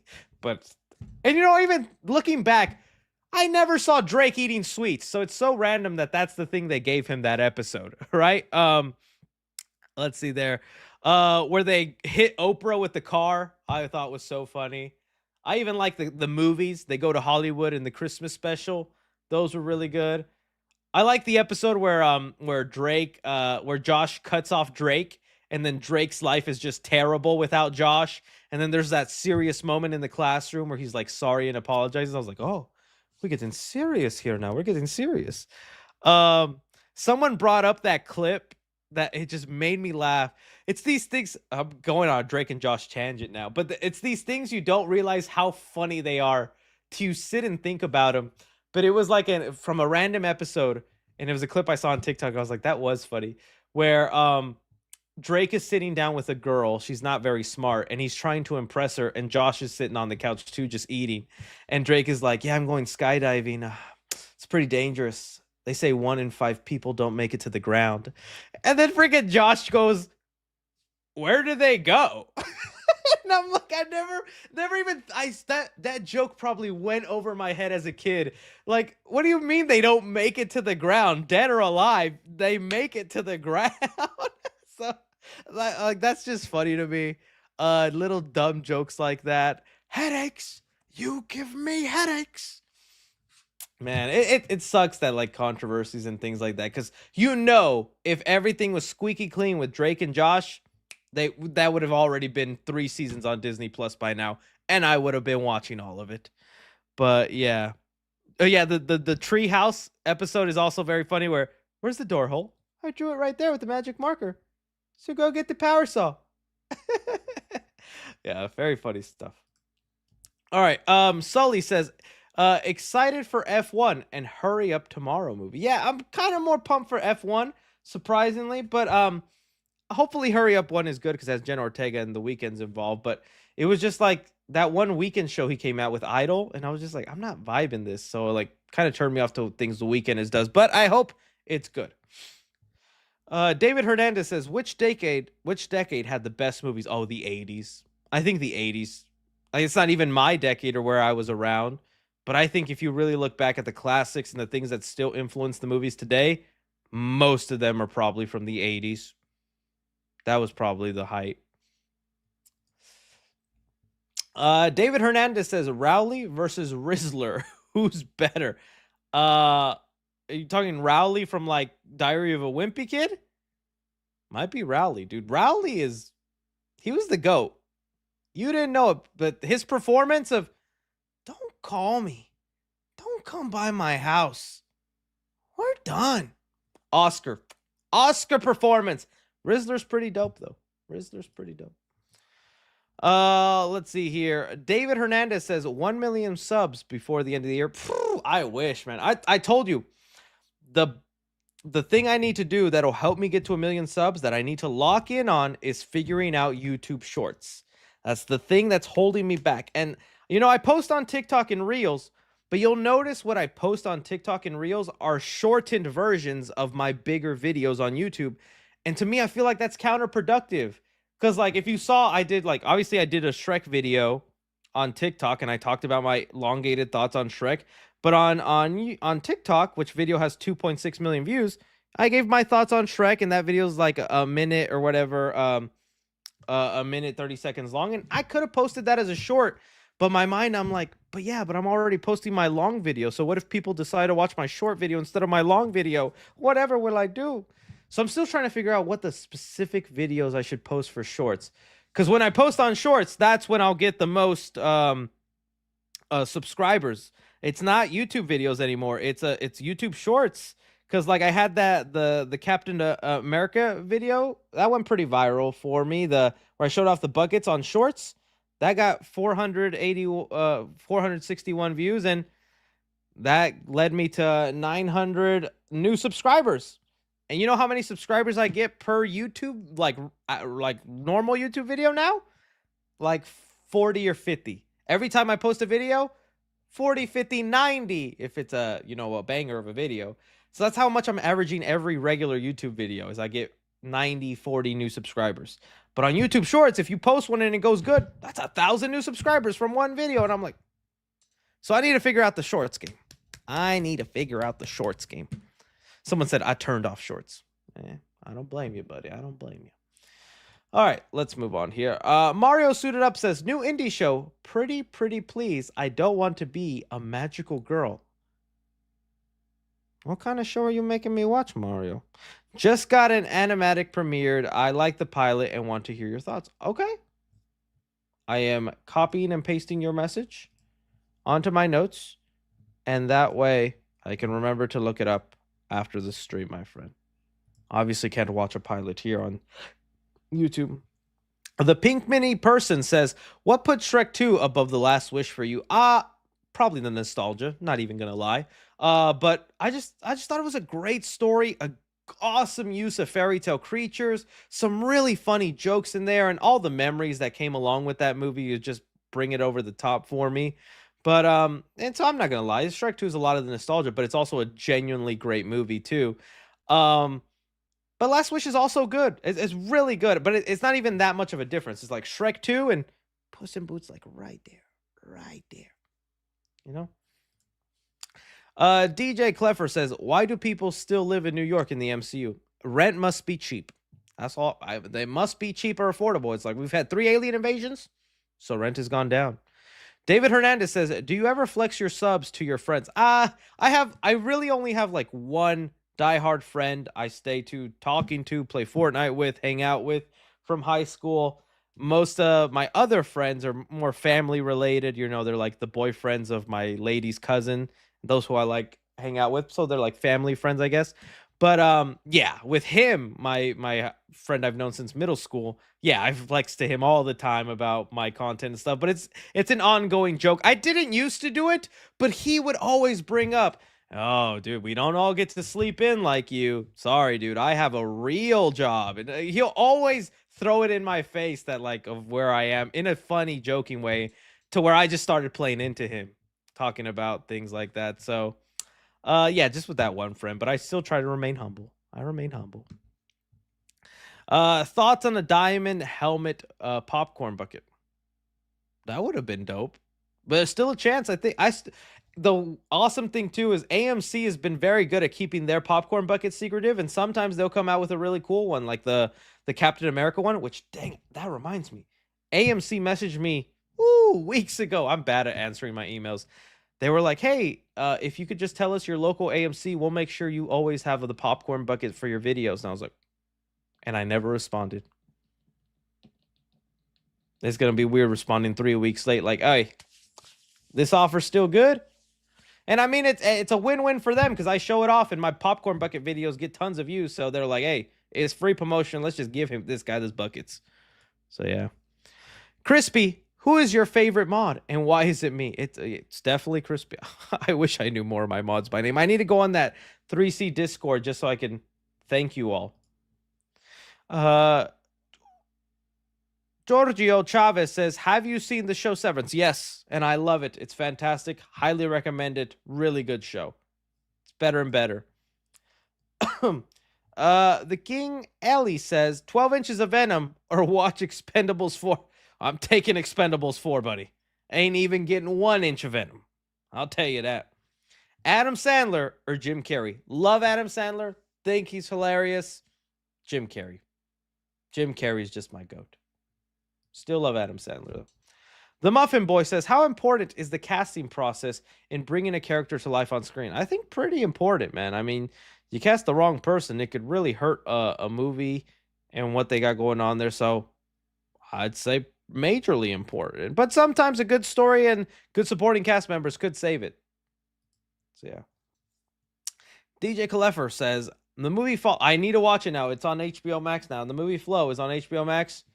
Definitely needs to be watched. My Wolvussy says, hey, Chris, how are you? I have an idea for a Shrek popcorn bucket. What if they make his bathroom from the first movie as a bucket? Any other ideas? Love it. That's probably a good one. It'd be the Shrek outhouse. You open it up and whatnot. That's a good idea. I'm trying to think what would be another great bucket. idea for Shrek. Probably like, you know how in the first movie he had that swamp where he like sitting in the mud, kind of like a little mud puddle. Just Shrek there, naked. I'm not gonna eat my popcorn staring at him.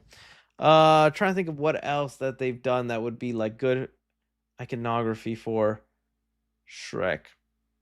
I think in the end it's probably just gonna be his head with the little. Then you could just open it. Ogre butter, yummy. Felix the guy says, "Oh, thoughts on the top 10 most paid actors of 2024?" I saw that, man. It's crazy. It's crazy how these actors get paid, man. It's not just for one role. It's accumulated from all their movie roles. So number 1 was Dwayne Johnson with 88 million, bro. That's insane. What are you doing with that money? Ryan Reynolds that actually surprised me because I'm like, the only movie he came out with was freaking Deadpool and Wolverine. So what other thing? Oh, do they count his like Mint Mobile and his aviation earnings? You know? Or I guess he's doing a lot of producing work I'm not aware of. Kevin Hart must be doing I think that's mostly producing. Kevin Hart is actually a savvy business guy. If you've looked into like his business and stuff and things he does, Kevin Hart's a pretty savvy guy. Jerry Seinfeld, that also surprised me, but again, must be a lot of producing work. Hugh Jackman, Brad Pitt, Adam Sandler, Will Smith. So yeah, well, let's go, man. It's kind of crazy list. Kind of a crazy list. Let's see here. What's a song that made a movie scene 10 times more emotional? Oh, the song in Toy Story 2 where we get the background of Jessie and how she was left behind. The when somebody loved me, everything was beautiful. Every hour spent together. Oh, dude, that song, that'll hit. That'll hit. I mean, same thing with Pixar is the king of it, using music to hit you emotionally, like the Up song at the beginning 10 minutes. But that's more of a score, I would say. Another song that, like, I don't know. Someone said L singing. Well, thank you, user 0201. Let's see here. It's Take On Me and Deadpool 2. Yeah. Not a bad one. Chris cooking with his voice. Thank you. Coco. Yeah. The song in Coco, that definitely for sure hit. Angelic voice. Thank you. Yeah, I'm trying to think of like other moments. Oh, Armageddon, Aerosmith. That is probably a good one too. How does that go? How does that song go? I want to sing it. Frick. I gotta look up the lyrics so I can sing it now. Aerosmith. I just need to know the first couple words and I can sing it. Oh, I don't want to close my... I don't even have the melody right. I could stay awake just to hear you breathing. Watch you smile while you are sleeping. Seeing the viewer life count go down. I could stay in this stream singing all night long. Says, get out. Sorry, guys. I know singing is pretty cringy. I'm the same way. I watch other podcast shows and other long form content. I hate when they spend like 30 seconds singing, and yet here I am doing it. It is funny to us, cringy to you. All right, let's move on. The Crystal Lake Slasher edits. Your opinion on the Lynch Adventure Time with the Lynch. The Lich. Oh, I'll be honest with you. I never got that far into Adventure Time. I think I got like 20 episodes in. Again, that was just the time where I was transitioning out of cartoons and kiddish things because I'm like, I'm in high school now. All right, I get the girls. All right, they come after me. I can't be watching Adventure Time, bruh. What are you talking about? It's my algebra homework. That's how I talked when I was in high school. Like I was a surfer on the beach. So unfortunately, I don't have much of a knowledge. I literally think I was like 20 episodes in of Adventure Time. Sunday Joe says, have you ever done a studio tour in LA? Yeah, I've done the Warner Brothers one. That was interesting. I think I did the Paramount one. And I done the Universal one. Yeah, those are cool. It's just nice to see them and try to figure out like TV shows and movies you've seen being filmed there. FMB Studios. Hey Chris, I think you missed my last super chat. Oh no, FMB Studio. All right, let's go FMB. Let's go FMB. We're gonna find it FMB. FMB. What's that stand for? For real, man. Bring back my super chat. That's what it stands for. That's what it stands for. Watch you smile while you are sleeping, while you're wide awake dreaming. I could spend my life. That's all I know. I don't see it, buddy. I just ran through all. I'm back at the top. I'll keep an eye out for it, buddy. I'll keep an eye out. Sometimes they get moved to the bottom for some reason. Let me just double check on this side. Watch your smile while you are sleeping. If you're in the chat right now, want to tell me what the question was, I'll read it from the regular chat so you don't have to re-super chat. But I don't see it, my friend. I feel bad. I feel bad. I really don't see it. I'm even looking through my history. Oh, wait. I see it now. I found it. It says, did you hear the original script for Avengers 5 before Doomsday got leaked? If yes, what are your thoughts on it? I don't know if I believe that. It sounds fake to me. I know, like, I think there was tweets and there was people rounding up. I was looking at some of it. It seems like heavy fan fiction. If it's real, I would love the official confirmation and whatnot. And I think I saw Cosmic Wonder did a great video on it. But to me, it just didn't seem real. It seemed very like Reddit. Some guy on Reddit put it together based on theories and speculation on what the movie was going to be. But, Point Flash says, missed my. What is up with me? Who am I missing? It must have been when I backed out. It must have been when I backed out because I'm like, how am I missing so many super chatty chats, man? That's not fair. That's not right. You guys saved that money and they sent it to me. I don't see it here, buddy. I'm looking for it. Okay. Oh, I just found the one that said miss my super chat, but I did not find it. Sorry, this is now what happens at the end of the stream. It's just Chris scrolling, looking for missed super chats. I hope it's exciting and thrilling for you, all 1,461 of you. What song do you want me to sing next, guys? I can do WAP. I could do Cardi B. That new Bad Bunny is not bad.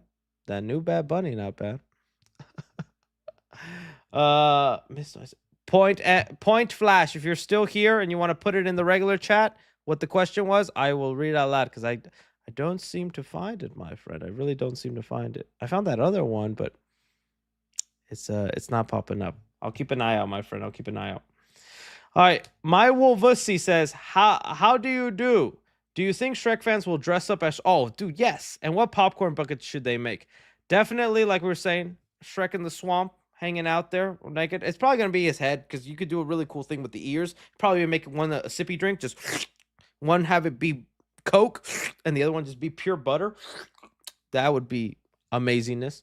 But yeah, we got to do something. I remember for the Minions movie, we dressed up in suits.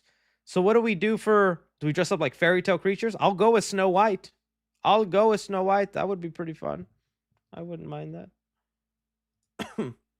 All right, it says here, Black Adder, not I, says, have you seen UK film called Prevision about a pregnant woman killing people by demand of her unborn child? A bit more to it than that. It's also a dark comedy. No, I've never heard of this movie. Let me see if I can look this up.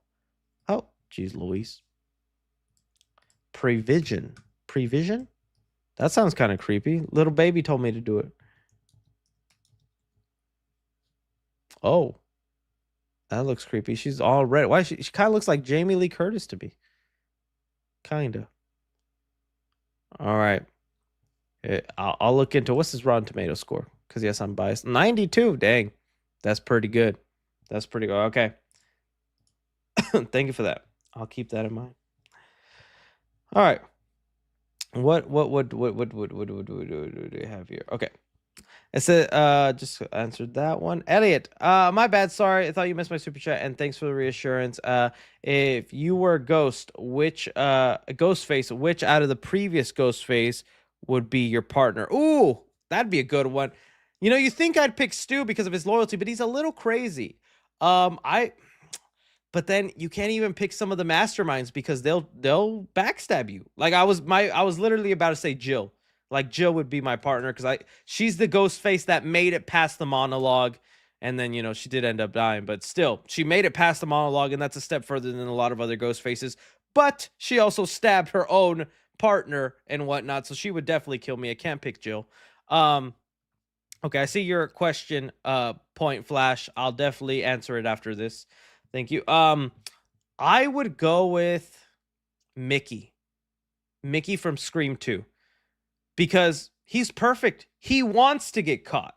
He wants the attention. He wants to take the fall for it. He wants to go to trial. So I'll have him as a partner. He's loyal and crazy enough to do it. And then when it's time to get caught and all that, he wants to. So you take the blame and I disappear.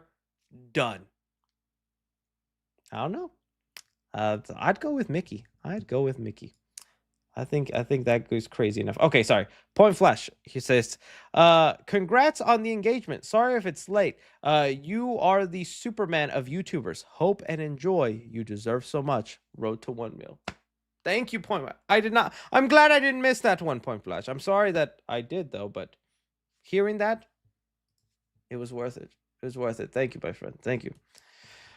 Pete Velasquez says, so sad what happened to Gene Hackman and his wife. Dude, it's scary. If you guys hadn't seen the story, he just they mysteriously died. They found their body like a week later. So him, his wife, and his dog, they all were dead for like a week, and they have no idea how they died. They already tested their bodies for like carbon monoxide poisoning, which is sometimes how some people die, like when they leave their cars on and that exhaust gets in the house. That's happened before, but no, they were negative for that. So I'm like, how did they all die? And then why did it take a week for people to notice? It's scary. I hope I can't wait. Well, not that I can't wait, but I'm curious what the outcome will be. Somebody said Epstein list. I don't know about that. Cape Crusader 199. Thank you so much, buddy. Also says, thoughts on Absolute Batman. I need to catch up. I got like two issues in, and then I lost. I forgot to keep going back because they come out monthly, so a lot happens in a month. And then when it's time for the next issue, I'm like, oh dang, I'm a couple issues behind. So, but from what I was reading, I liked what I was seeing of Absolute Batman. Definitely liked that first issue. Karate Kick 3D says, hey Chris, not sure if you saw. Oh my god, now y'all are just messing with me. Is this a joke to y'all? Let's just get Chris to scroll endlessly on the super chats here, so we can make fun of him and point and laugh at him while he looks at the side of his face he hates looking at. I do have a good side. This is my good side. This is my orale. That's a face side. Oh, I see it now. So you said here, the whole Shrek design backlash was pointless. Sonic makes sense because looking at the first look, it looks nothing like the blue blur. Shrek just looks like himself. I agree. It's really not the same situation, and it's crazy that people are like, redesign, change the whole movie, delay it. I'm like, this ain't not the same situation, man. This is completely different. Small tweaks and changes. And I saw even people put side by side what Puss in Boots looked like when he first appeared to what he looks like in Puss in Boots: The Last Wish. That's a major upgrade. Puss in Boots in this first appearance, bro looked kind of ugly. I'm not lying. Bro definitely looks scary. What's he looks like in Puss in Boots: The Last Wish? Good design change. So, yeah, man. All right. Any news on The Conjuring Last Rites? Any leaks? Nothing yet. I've been seeing little things pop up that, it's supposed to be better than the last movie. We'll see if that's true, but haven't heard anything super concrete. I know Critical Overlord is on top of that stuff, so I'd be following him if you want to be like one of the first to know. Joel Farella says, hey Chris, what's the best comic book trilogy? Ooh, that's a good one. I really like the Captain America trilogy. That's a really solid one for me. Nowadays, I remember when Spider-Man 3 came out, we hated on it so much. But now in comparison to the really awful comic book movies we've gotten with Madam Web, Morbius, and some of these other things, that trilogy is pretty great. So that one for sure. Guardians, yes, Guardians of the Galaxy for sure up there.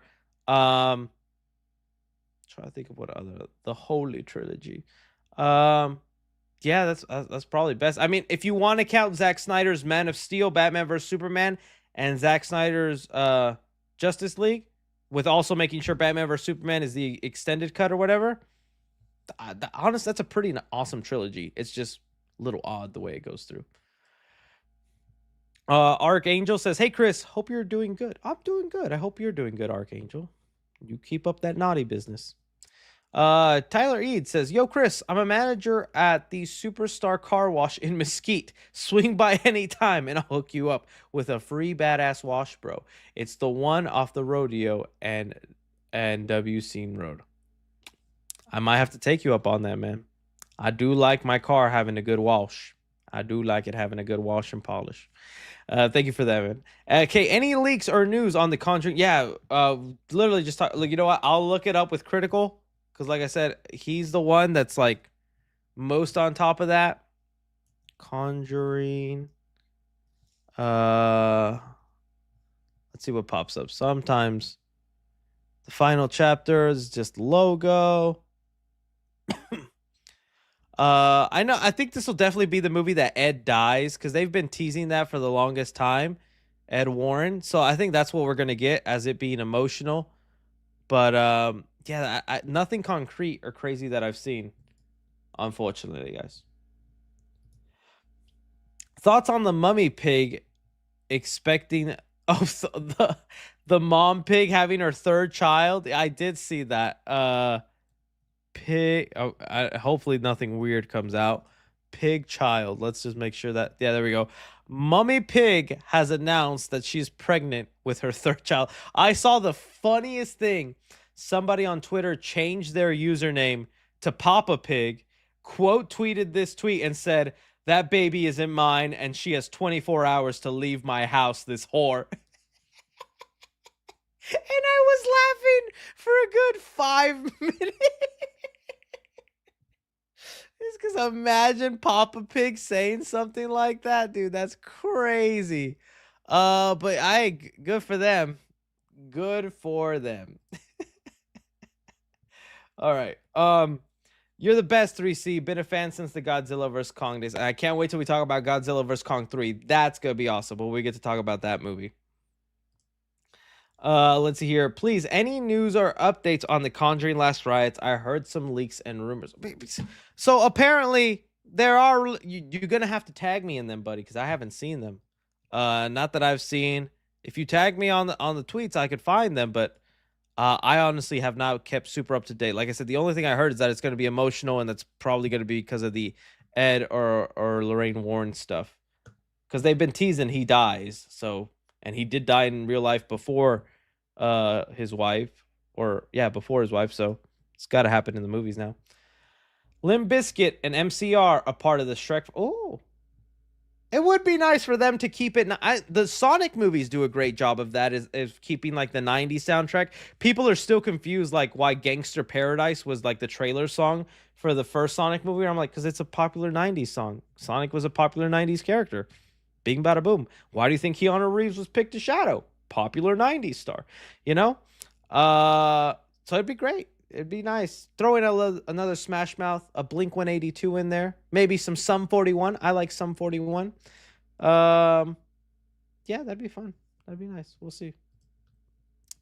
We got another one super chat in there. It says, "What's a conspiracy theory that you believe in?" Ooh.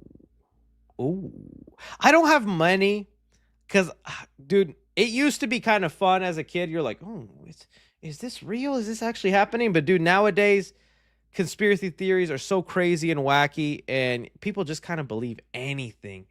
I don't really have any crazy ones that I believe right now. Not that I can think of off the top of my head. I know people like thought the Sonic one, the Sonic 3 one, or Sonic, that they did that on purpose.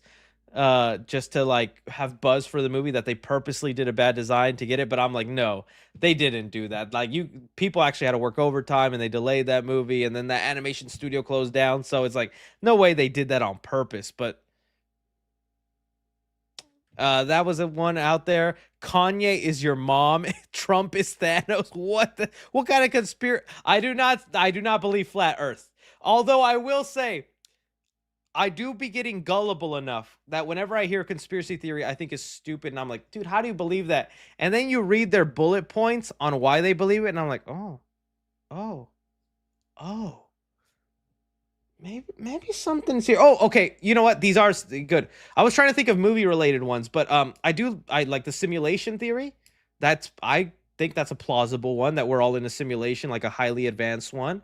That's one I could believe. I know this might be a controversial one to say, but like the thought that God or Adam and Eve, they were aliens and we were like an experiment, and that we were just like a science experiment left on Earth, and then they just abandoned us or are observing us from afar. I don't know. That's a conspiracy I believe, you know.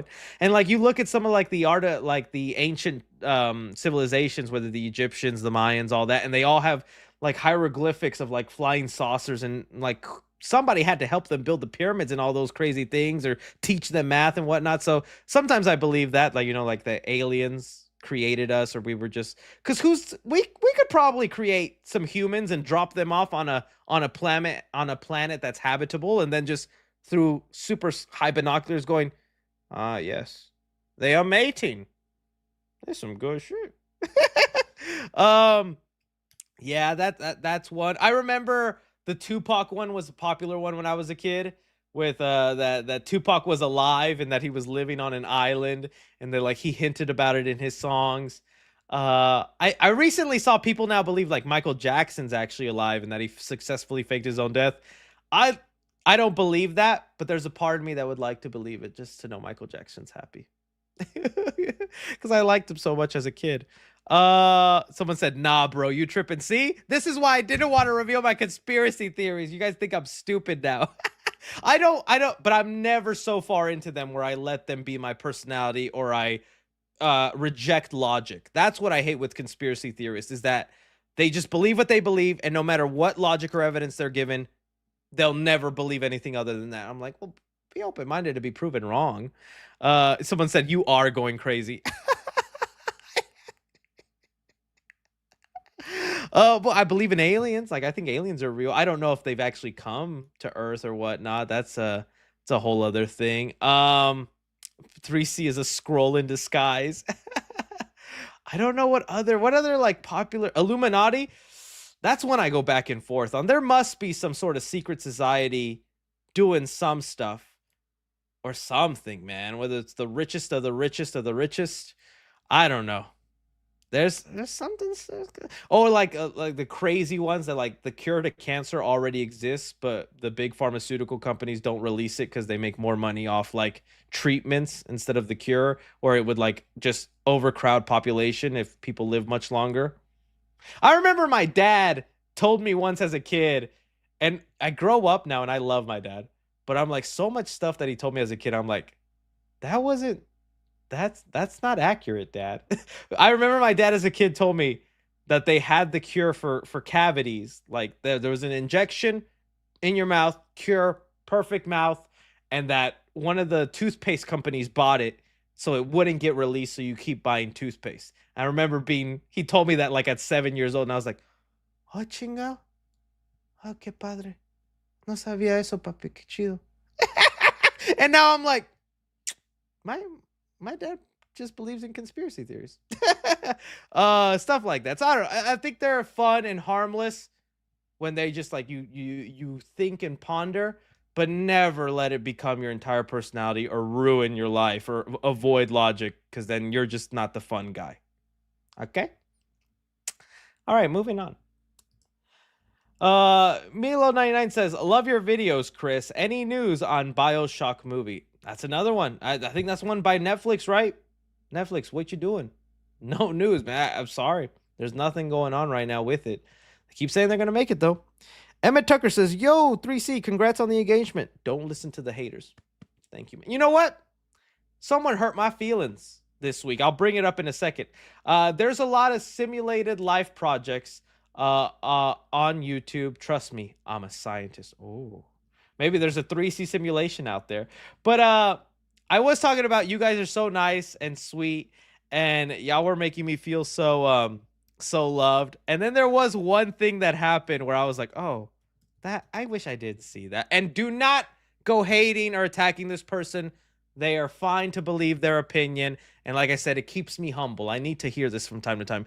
But there was like a post somebody came out with earlier in the week on Twitter where they put together their top YouTubers right now. And that, like, I just saw this. I was like, what? Somebody thinks I'm one of the top, like, these are GOAT YouTubers. And, you know, I know Sean, I know The Real Rejects, Blind Wave. I'm like, oh, these guys are cool. That's nice that they added me to the list. And then I scroll to see what people say. And then this is what I find. I think 3C fell off a tiny bit. Still cool, though. And I haven't heard of the other channels. That hit me like rocks. I fell off. What? Because honestly, that's that's top 3 biggest fears as a YouTuber is falling off. I would say getting canceled, having an opinion so stupid I end up becoming the laughing stock of Twitter for a day, because that's bound to happen one day. And it's happened to other mutuals of mine, and it's going to happen one day to me. But like, I'm going to have an opinion so dumb and stupid, they're going to clip it and post it on Twitter and be like, look at this idiot. And everybody makes fun of me for a day. And I'm like, oh. And then, but probably above that actually is falling off to like, I become one of those irrelevant YouTubers where it's like, yeah, I used to get hundreds of thousands of views, but now I get 5,000 views and some super chats. It's fine. Like, that would be, it's almost like, that would be my biggest fear. But again, people have their opinions, and they weren't completely mean. They said, I think he fell off a tiny bit. And you know what? I don't blame him, because I haven't kept some of my promises. I didn't do that Wolverine video, like I said. There's other videos I didn't get a chance to make. I've missed out on a couple of reviews already, and the year started. I didn't get to do Companion, Paddington. So it's like, he's right. I got to lock in. Chris. This guy's keeping me on my feet. So, yeah. Getting a drama video, dude, that would be... that. You know what? That's a fear also. One day logging onto YouTube and then getting one of those videos that's like, 3C's a terrible reviewer, here's why. And it has like 400 views. And I'm like, huh? 400,000? I'm like, what? Because they've done that with like Stuckman. I've seen some videos with like every Chris Stuckman review, or why Chris Stuckman fell off. And I'm like, oh man, he's just trying to make movies, guys. Why you gotta be mean to him? I don't know.